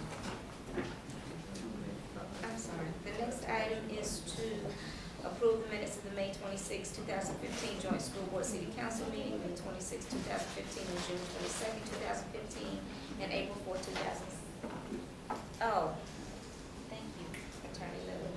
Budget transfers were moved to an item for action. Need a motion to approve this. So moved. For budget. Second. Are there any questions, discussion of the motion to approve the budget transfers?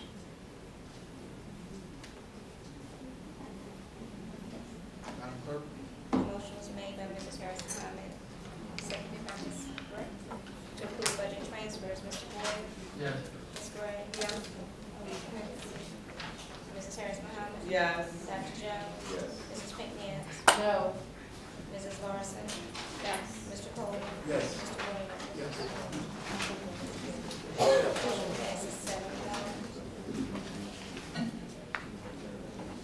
The next item is to approve the minutes as listed and outlined. And they were on board docs. Is there a motion? So moved. Is there a motion to approve the minutes as stated on the agenda? Second.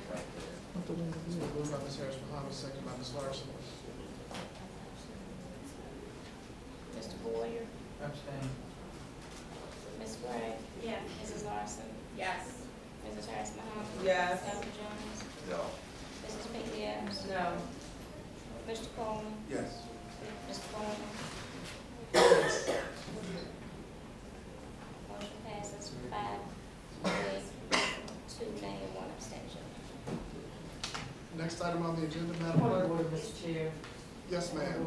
I apologize for being out of the room. I had to take a call when the vote was taken on the exceptional education annual plan. Yes, ma'am.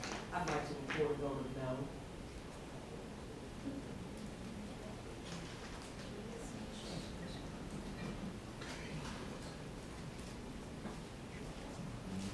Thank you for the clarification.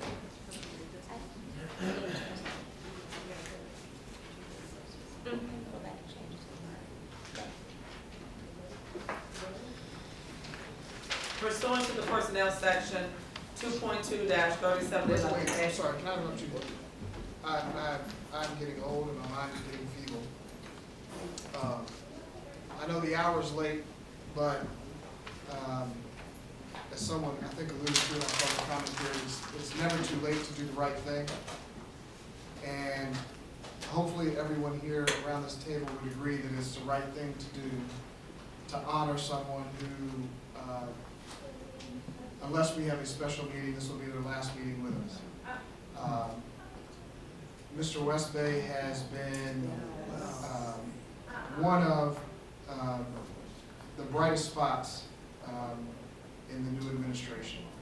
His financial analysis and budget work and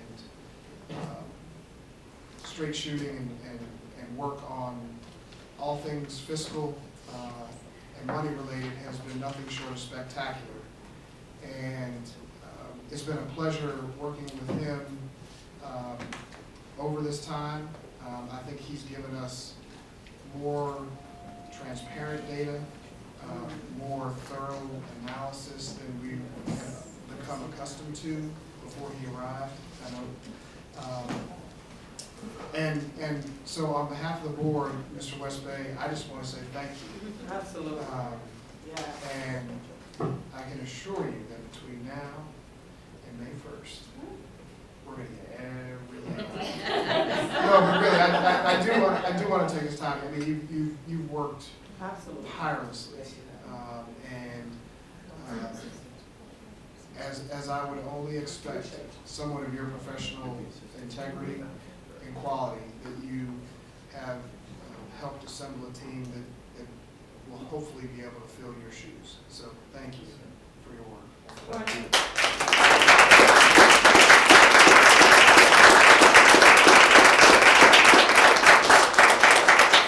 Thank you very much. I appreciate it. It's been my honor and privilege to work for this board.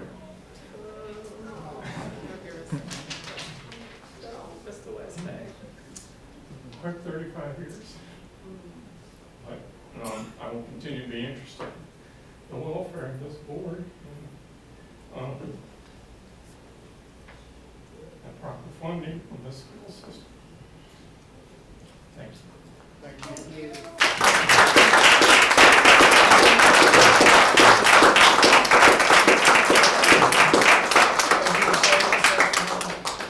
And now you want me to do this and I'm crying. Okay. Pursuant to the personnel section 2.2-3711A1, the legal section 2.2-3711A7 of the Code of Virginia 1950, as amended, I move that the school board of the city of Richmond convene a closed session to discuss prospective candidates for employment and the assignment, appointment, promotion, performance, demotion, salaries, disciplining, or resignation of specific public officers or employees of the division, including consideration of the human resources agenda of this date, employees matters, and employee matters 15-16-66 and 15-16-67, for consultation with legal counsel and briefing by staff members or consultants pertaining to actual litigation regarding personnel matter 14-15-42 and probable litigation in employee matters 15-16-28, where such consultation or briefing and open meeting will adversely affect the negotiating or litigating posture of the school board, and a consultation with legal counsel employed or retained by the school board regarding specific legal matters requiring the provision of legal advice by such counsel. Second. It's been moved to proper second. All those in favor? Aye. Party opposed? Any abstain? Let's get our food. Party at your house. Party at your house. Okay, I'm there.